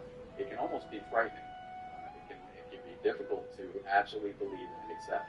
So I'm telling you that the more you do this, the more you get clear on this, and maybe once you write it down, pen and paper, read it every morning and every night. Let it be your new Bible to remind yourself, this is a law, okay? The law of attraction, the law of assumption. And it's true, and it will prove itself to the test. Or if you're just doing it in a deep meditation, not writing it, journaling, pen and paper, then meditate on it in the morning when you wake up, because the subconscious mind is more open to impression. And as you fall asleep saying, I am God, I am God, I am the one to whom all things are possible. Or say it the way you would. The best affirmations are always things that you would actually think or say to yourself if you were that person, if you were that being, if you had that thing you desire to have, do, or be. Now, this next tip is something that I recommend for beginners or people who are very experienced. Maybe you just need a little bit of motivation, but something you can always do, and I recommend doing it often, if you will, because everyone is pushed out, you're only helping yourself. But imagine something lovely for a close friend or a family member, or even a stranger, if you hear of someone in need. You can do it right in the moment, just a little imagining, accepting it is done. whatever it is that they need is fulfilled. Of course, if it's something good, lovely, if you were in their position, you would want it for yourself. It could be simple. It could be a new job, or a promotion, a relationship, a car, a house, whatever they need. Simply allow yourself to imagine in whatever way you prefer. You can do scripting, affirmations, state akin to sleep, visualization, before sleep, anything that really gets you into the feeling of the wish fulfilled. And it shouldn't be too hard because you're not attached to something that's for someone else. You're not going to call them up and say, how's it going? Did you get what I manifested for you? Don't say anything to them. Don't go looking for it. Expect your vision, your affirmation, your scripting, whatever it is to fulfill itself, and it will. And if you create the event in your mind, in your imagination, therefore it's going to come into experience. That's necessary for ourselves and also be a little bit of a because we do the imagination and everything is all if it goes with that happens.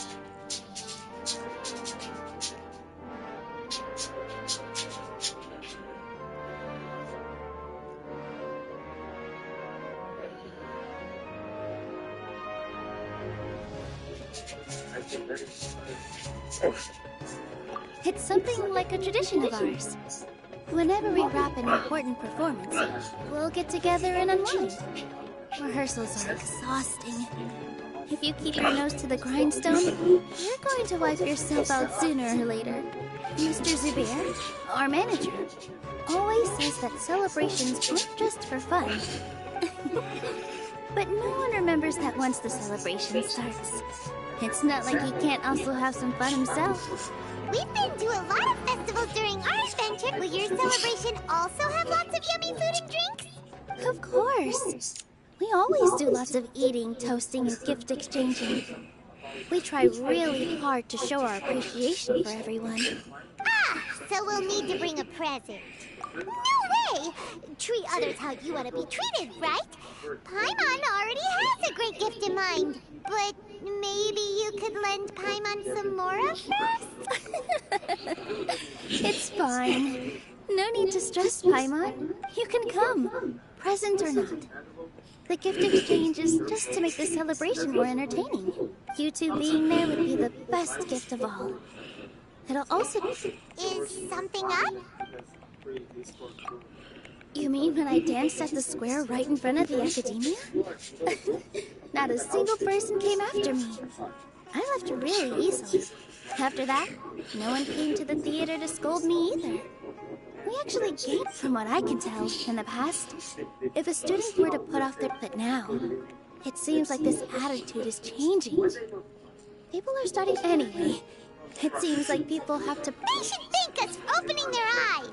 That'll probably take some time. They're still droning on and... Anyway, all that aside, are you thinking about coming to our event? Paimon thinks it'll be a great time! What do you think, Traveler?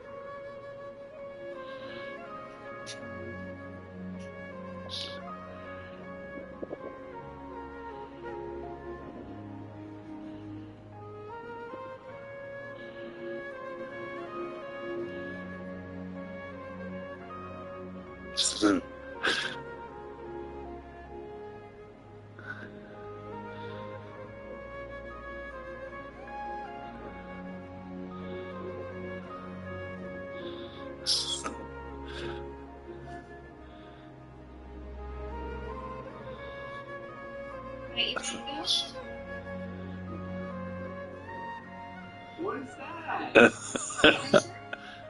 Hey, they gotta be screaming right now.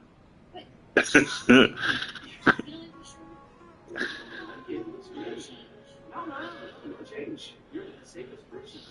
Here, guys. What do you want? Me? Why? Why is this shirt doing this? Hey! Do you like it? It's a new trend. That's gonna hurt. Take these off. No, we're taking these off.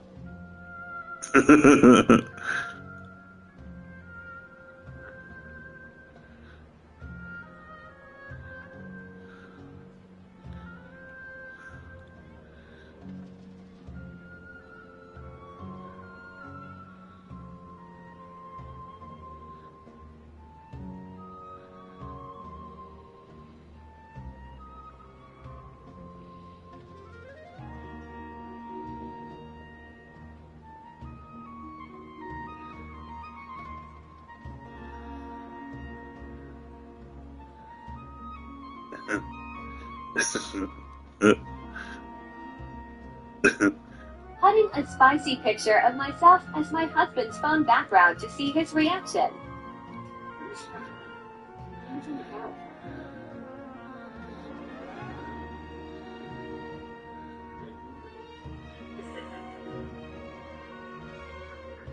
You're on the lock screen, okay?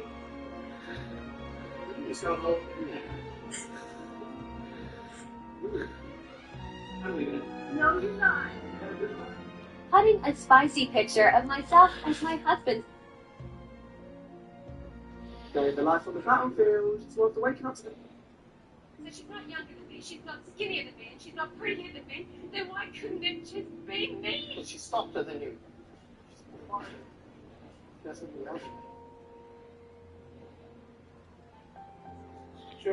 Alright, and let's head to the theater. Wait, I completely forgot about this pile of stuff. 5 carrots. Whoa! Did you buy all this, Nilo? Just one box. The rest were given to me. I really don't know how it came to this much. That's way too many freebies. Many vendors give out samples. All I know is that whenever I start chatting with people, my hands would get more and more full until I can't hold everything. I was planning on making a few trips to bring everything back before continuing on with my shopping. So this isn't even all of it? Are you sure? Of course! Carrying stuff is... I'm so sorry. Well, let's hurry.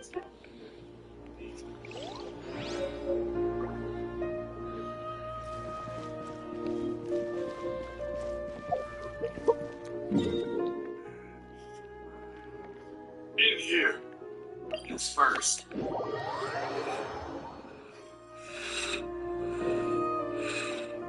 By tapping into this system, we should have Goku up to speed in no time. Yeah, this'll do. Even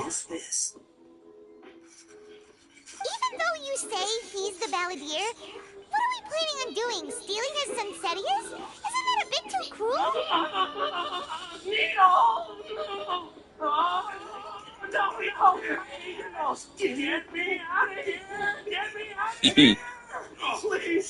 I'd rather be still. Would you shut up already? I'm not even giving you a needle! Idiot! Oh, never mind then. Embarrassing.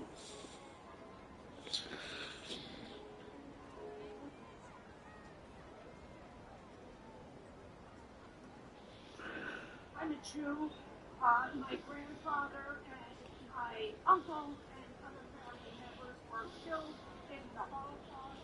I know what genocide is.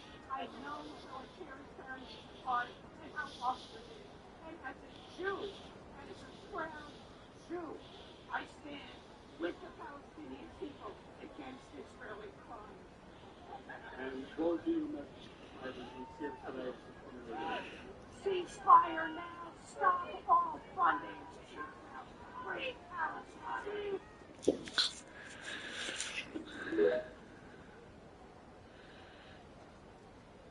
I'm a Jew.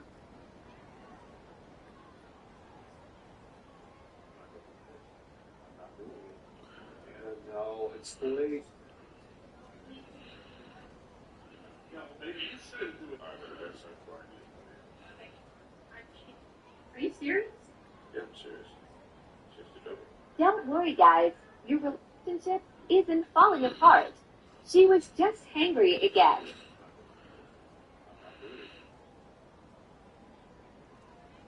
If you want someone to treat you differently, you have to first address it as soon as possible when they do something against it, because you want to keep the latency between when they do something you don't like and when you tell them about it as short as you can, so that you can actually train the behavior. Even something as simple as, like, someone says, hey, get over here. I mean, if I'm sitting on the couch and someone says, hey, get over here, I'm going to say, don't ever talk. I'm not your dog. You're like, whoa, I mean, dude, no need to have a short fuse. So it's like, I don't have that either. I just don't want you talking. And then they need to make a decision. This should be enough. Guess I should wash them before I take them back. Huh? You two over there. Is there something I can help you with? He spotted You've been following me all the way from the city. I'd have to be blind not to notice. No, we haven't met. I have no recollection. Are you Sorry, but I just can't take... a puppet? What makes you think that? Huh? You were right. The look on his face. I guess you do know me after all. That is not something I share with a lot of people. Look, I'm just a wanderer. But seeing as you've gone through all this trouble to track me down, I'm sure whatever it is must be important. Okay, but please let me deliver these goods to my boss first. Are you really working for that guy? He said you don't want any more for it. Is that true? Yes, I ran into him out in the wilderness during a storm, and he let me take shelter in his cart. In return, I said I'd be his helper for a while. That's oddly nice of you. Let me take these back, then I'll come with you. Then let's return to the city.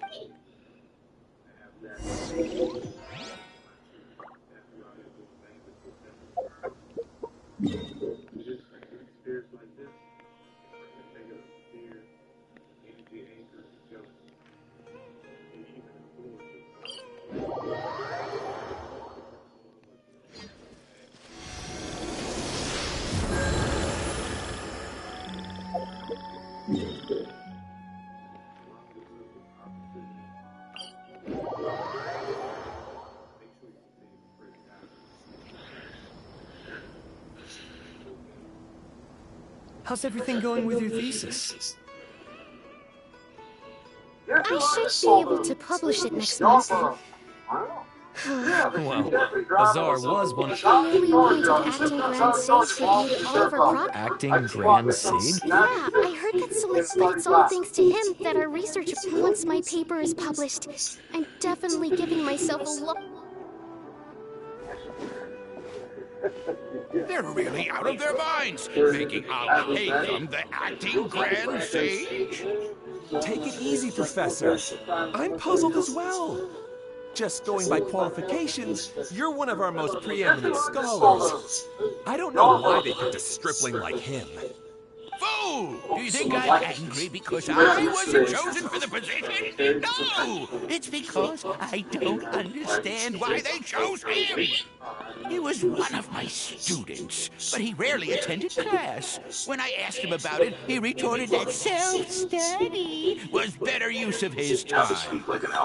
What brazen arrogance, misery of miseries, for the academia to have him as the Acting Grand Sage?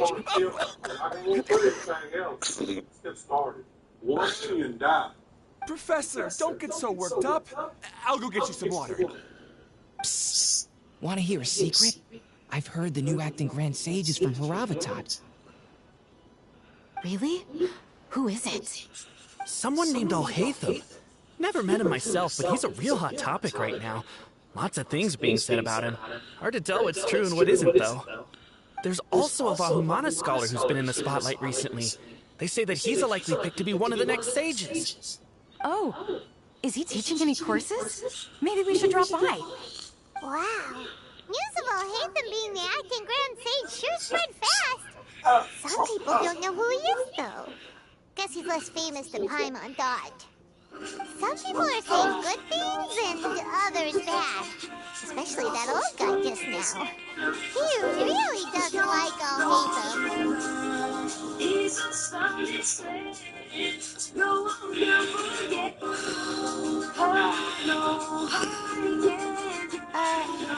Hey, are you okay? You don't look too good. The mantra. The mantra? I'm Ilias. I have to talk to a mantra about something important. In the state you're in? You shouldn't push yourself. So, Why with don't you tell regards us to what every happened, and we'll Caucasian pass on being your message to a mantra. explain that then, therefore, No, I every have Muslim to tell them is a myself. terrorist, and They're every the liberal only is ones I right. can trust. It's definitely Sorry, not correct. can you Especially lend me your arm? Brexit law. This is an This is important right matter. fundamental Failure problems is with not the an woke option. reductive algorithm Since you put is it the that only way, thing fine, that we'll take you to a Ben and Tom mantra. are criticizing. We did research back in 2016 looking at politically correct authority authoritarianism You in have us defeated Duamatra, but we don't know that many, do we? We found that the best predictors of being left-wing authoritarians were being not politically intelligent. That was a walloping predictor. It was the variable most closely associated with intelligence that I had ever seen, including grades. If you're not very bright, the woke ideology is very attractive to you.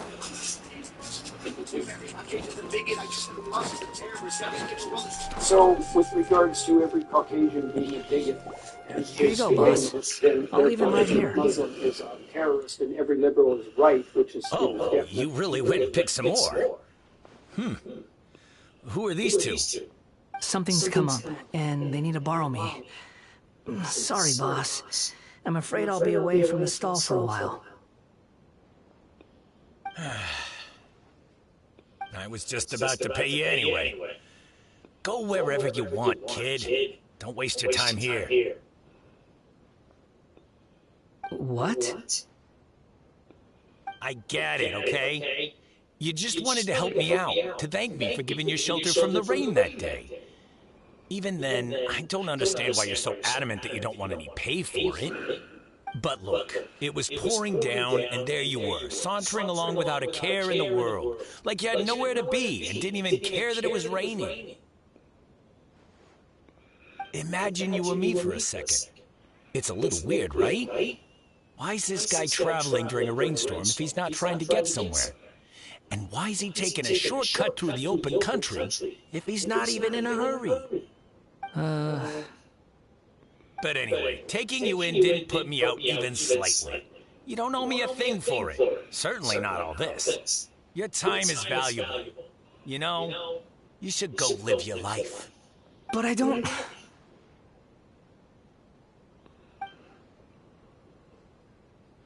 No, you're right.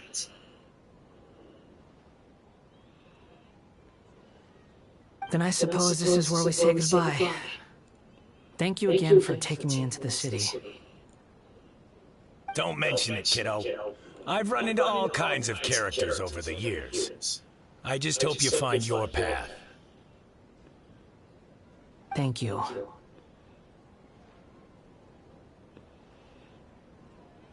All right, done. Thanks for waiting for me.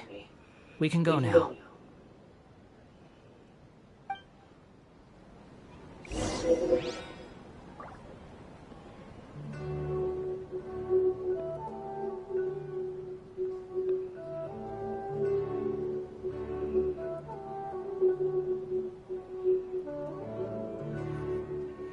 Good things come to those who don't wait around. That's what they say anyway. Knowing my luck, the opposite is probably true for me. Welcome. Future Spices here. We've got all kinds.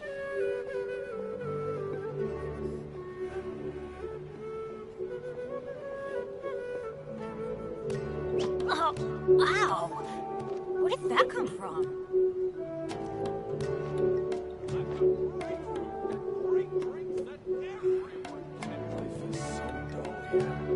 Welcome. Future Spices here. We've got all kinds.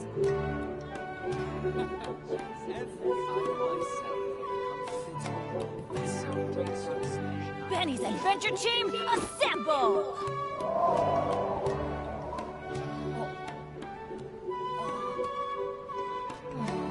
Or not.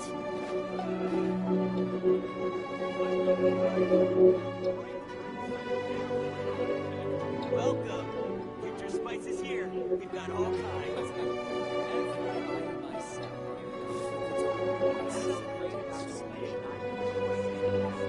Oh, wow! Where did that come from?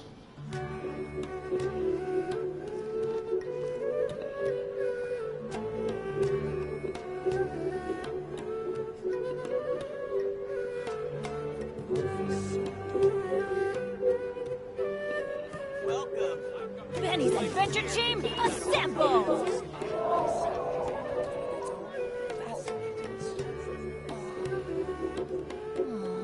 Or not.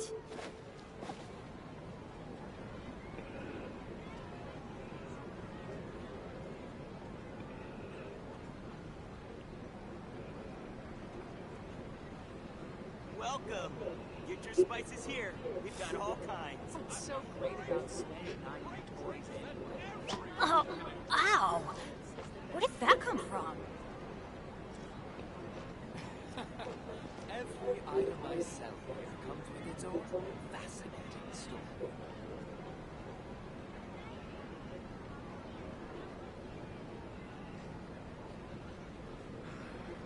Life is so dull here. What's so great about Smash 9 toys anyway?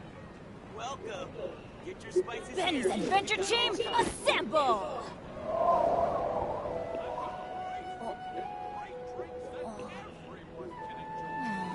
Or not. Every item I sell here comes with its own fascinating story.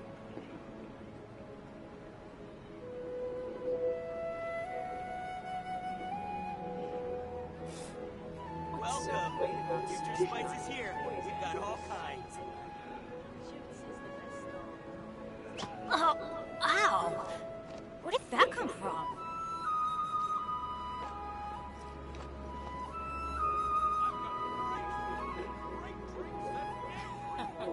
Every item I sell here comes with its own fascinating story.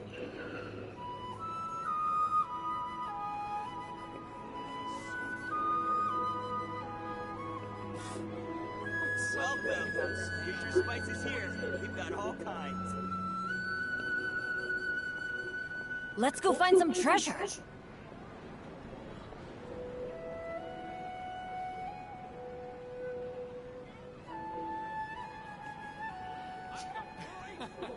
Every item I sell here comes with its own fascinating. Life is so dull here. Welcome. Oh, Get your spices ow! here. We've got all kinds. Where did that come What's so from? great about Smash 9 toys anyway?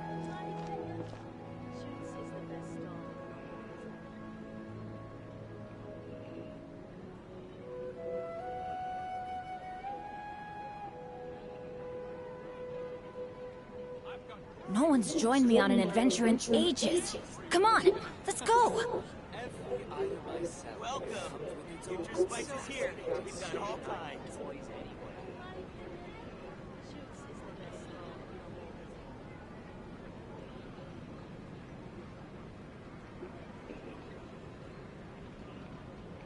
Oh, ow!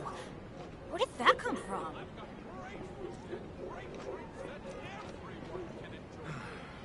Life is so dull here. What's so great about Smash 9 toys anyway?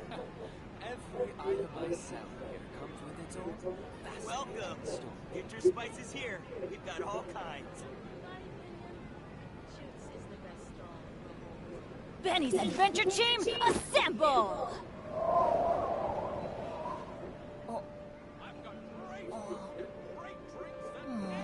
Or not. What's so great about Smash 9 toys? Welcome. Get your spices here. We've got all kinds. Every item I sell here comes with its own fascinating story. Let's go find some treasure.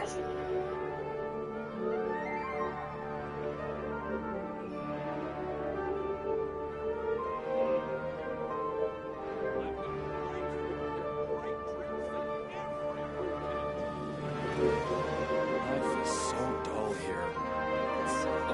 Oh, wow! Where did that come from?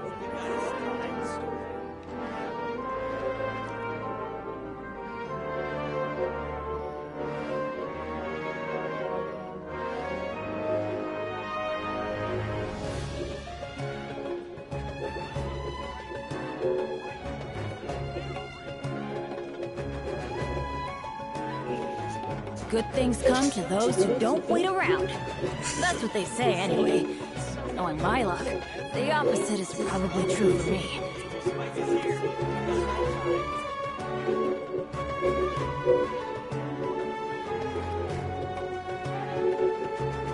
Benny's Adventure Team, assemble!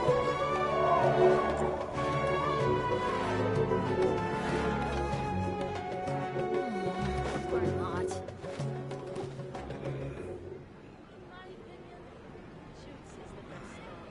Welcome. Well, let's see who's around today. Let's see, I got a report I want to put in for the members. And the deadline. Let's go find some treasure. And that's findhelp.org. And you put financial assistance. Findhelp.org.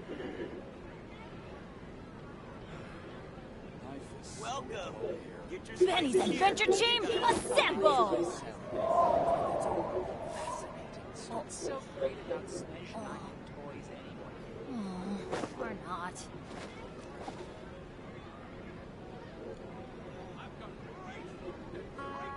It's the night of January 16th, 1991. It's been exactly 5 months and 14 days since the start of the Gulf War.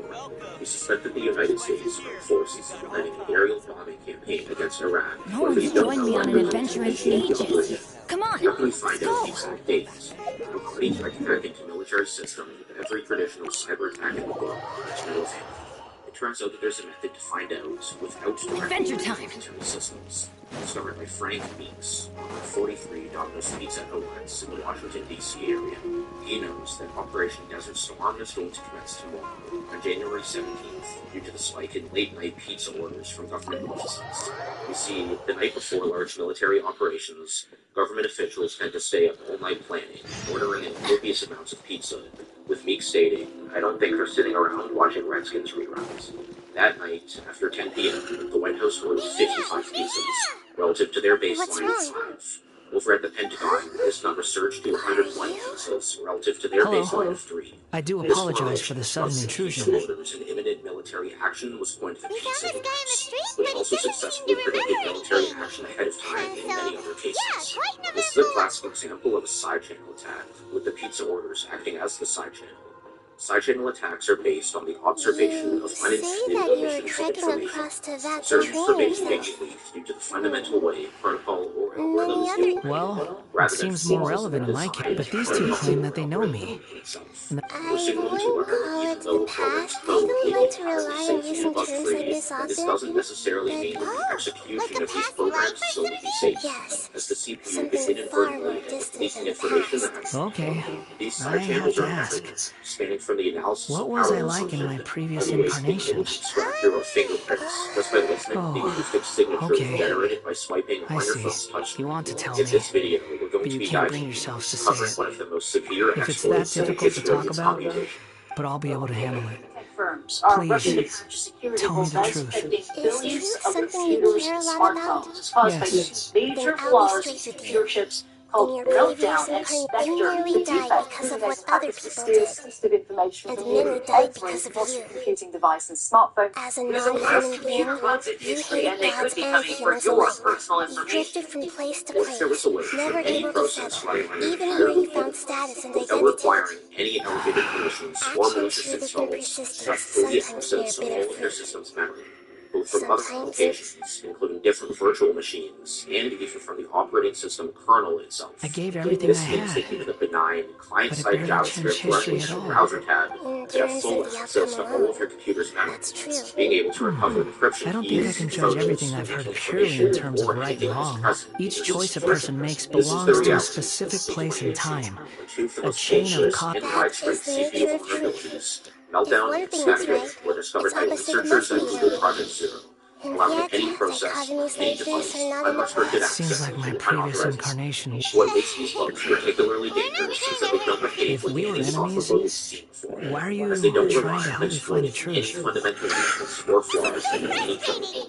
These vulnerabilities are baked into the very essence of modern CPU technology, attacking underlying CPU microarchitectures. Meltdown is a more specific type of attack, only affecting Intel CPUs Lesser and Lord Spectre Kusanali, after 1995. as the god of wisdom, This made it somewhat I easier to trust that fix, everything you involving told me increased must be true. separation between different memories. For Yes, instance, it's all Spectre, on the true. other hand, is much I more can even sinister. show you the There's a memories whole class of themselves, attacks that if take you're advantage willing. of something called speculative Please, execution I want to see them for myself. which are I hardware-level want to features experience on my own modern transgressions. CPUs. Even though it will cause your present self great mental anguish? I'm just a puppet, with no heart and no name. There is nothing in this world for me to cling to fill the void within me. Except maybe these sins that can never be undone. Very well. As you wish. Wait, shouldn't we go with him? This one's kind of on us for bringing him here. Unattainable. That girl's not real. Don't worry. Whatever danger I might face, it's my burden to bear. Traveler, could I ask you the super bot? Oh, good point. Given your, Understood. Thank you. Instead of traveling, farming, blah blah blah, whatever it is to do, they're now glamorizing our everyday lives to make it seem achievable. I can wake up with my I can drink juice and get bodies in the day. Where did that come from? And technically,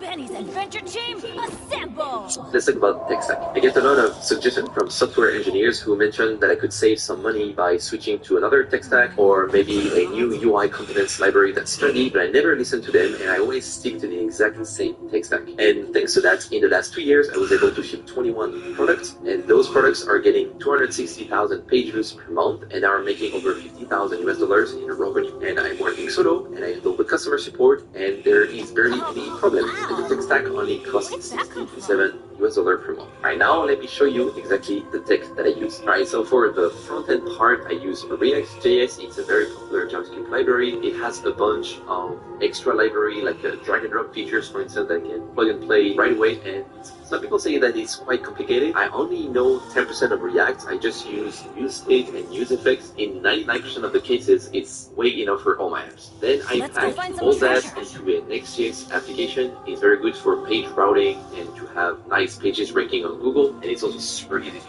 To style my apps, I use Tailwind CSS. I feel like it's much easier than CSS because the style is written directly on the right HTML tags, so it's easy for me to understand what's going on. And on top of that, I use a UI library called Daisy UI. It has a bunch of components like buttons or cards that make things way faster to ship. There are a bunch of new design trends popping up every day, which means new UI components libraries coming out. And to me, that's just distraction. Customers don't care if I'm using the latest gradient colors or whatever. So I stick to that UI library. It's clear, it's simple. They have 30 or 20 plus themes that I can customize. So whenever I ship a new app, I would pick a theme and find a cool type based on Google Fonts, and boom, I have an entirely designed, cool-looking app that's up and running. Alright, and the backend part for my API, I would use Next.js and serverless functions. Whenever I clone a Next.js project, I just add a line API folder, and I have an entire API endpoint that's up and running. I don't need to install packages, I don't need to maintain an OS. It's just working so well for me, and I never had any trouble with overcharge for serverless, so all good with that. For the database, I use MongoDB. I don't know why developers don't like MongoDB. I love it. It's so simple. I click a button, I open a new database, and in minutes I can make queries and I can add anything I want to that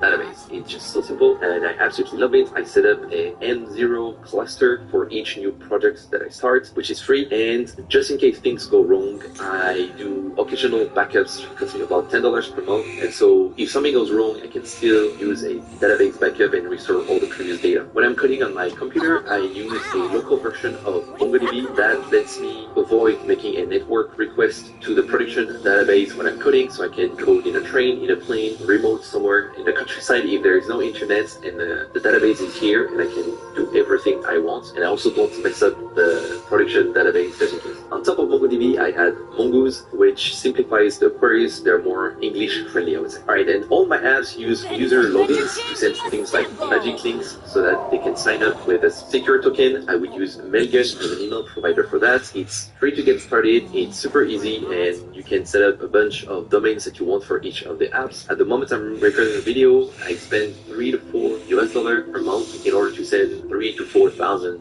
emails, which I think is pretty cheap. And finally, I use Stripe in order to process payments, whether it's one-time payments, subscriptions, credits. It works for literally anything. Stripe API is a little bit daunting when you are getting started. There are a bunch of things going on, so I will link to an article that I wrote to help you handle Stripe subscription. Alright, so for the hosting part where my websites are actually living, I use Vercel for that. So I push my changes to a GitHub repo, and then Vercel automatically pulls the changes that I made and deploys it to Vercel instance. And I have 21 projects running on Vercel at the moment. It gets over 50,000 visitors a month, and I still pay $20 a month. So overall, pretty good. Really happy with Vercel and the simplicity it's bringing. And all my databases are hosted on MongoDB Atlas, where I have over 21 clusters, and most of them are M0 clusters, which are free.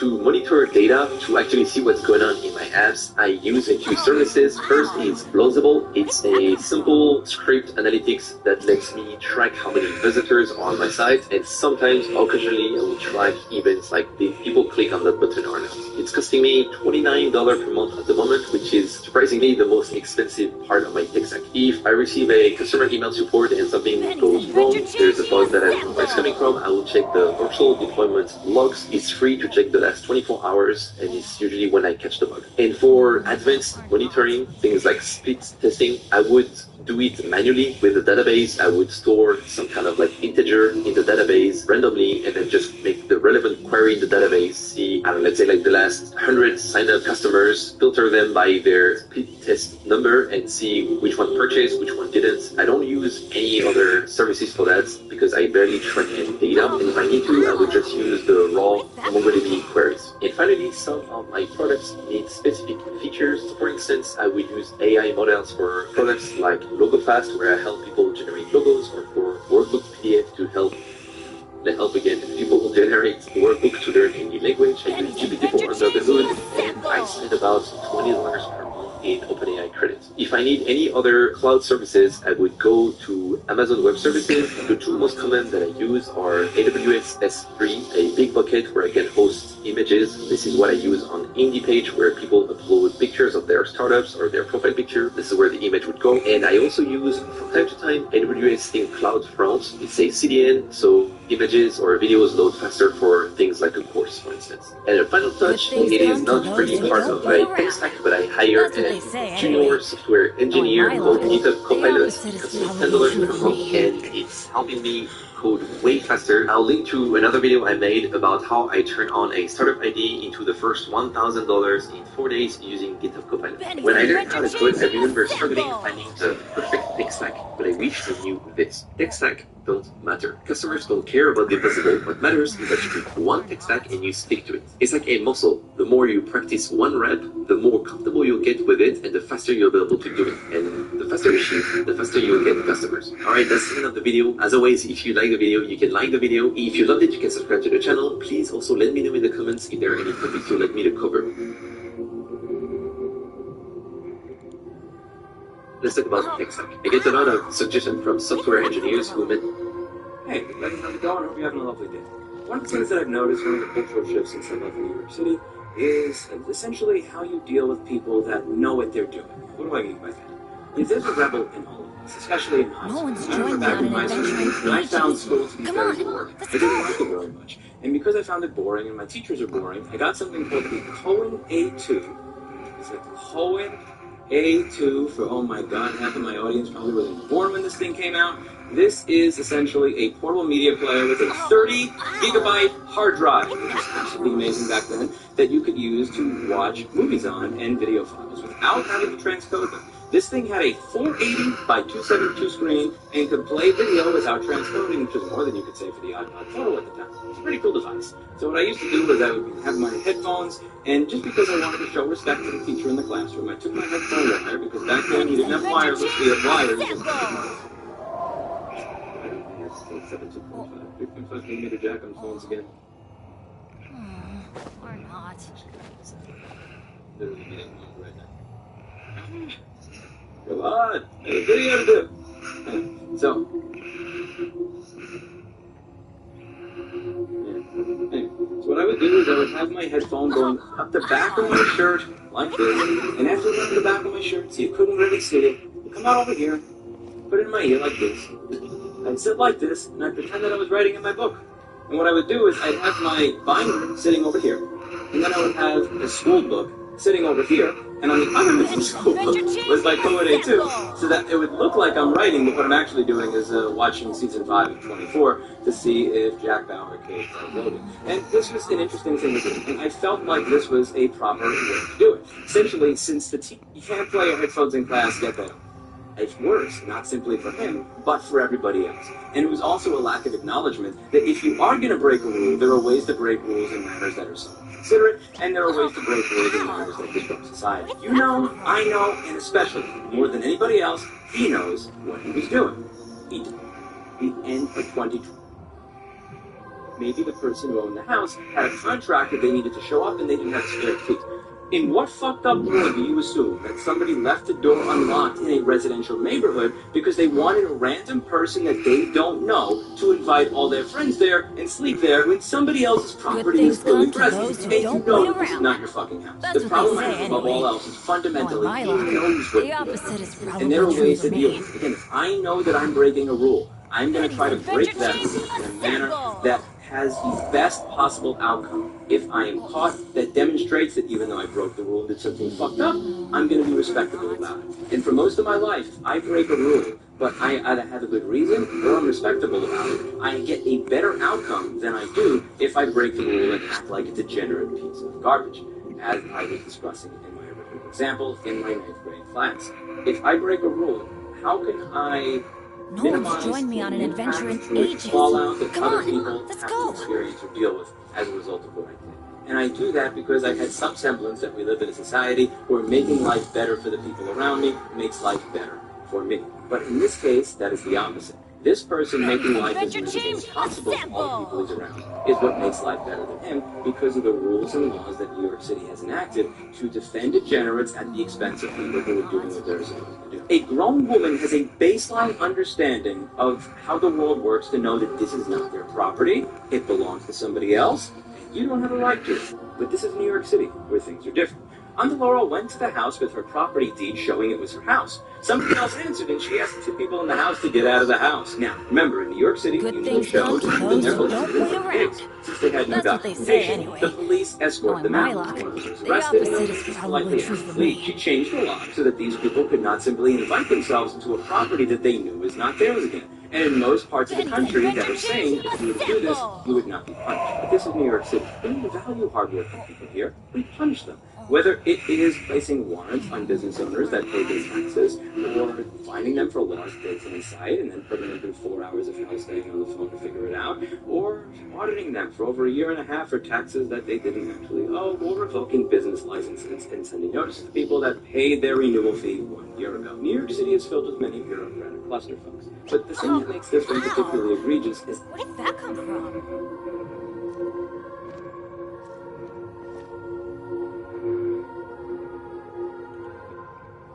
This is Bridget. She's made over $300,000 in revenue selling products and Etsy. In today's interview, Bridget shares the one thing that made her over $180,000 revenue in only 3 months. Let's go find some treasure. So make sure to watch this video this time.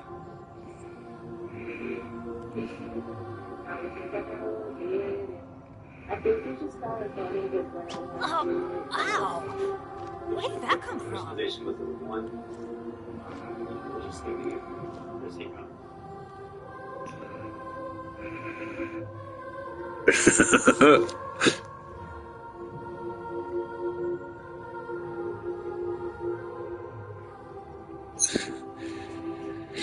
Good things come to those who don't wait around. That's what they say anyway. Knowing my luck, the opposite is probably true for me. Benny's Adventure Team, assemble!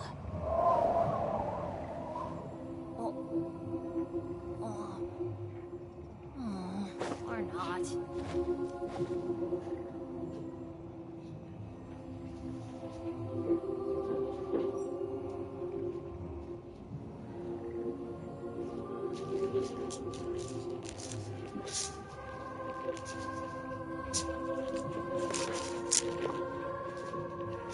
Oh, ow! Where did that come from?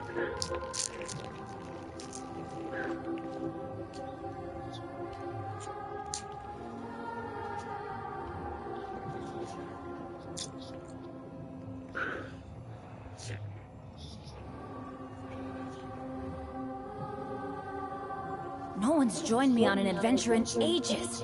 Come on, let's go!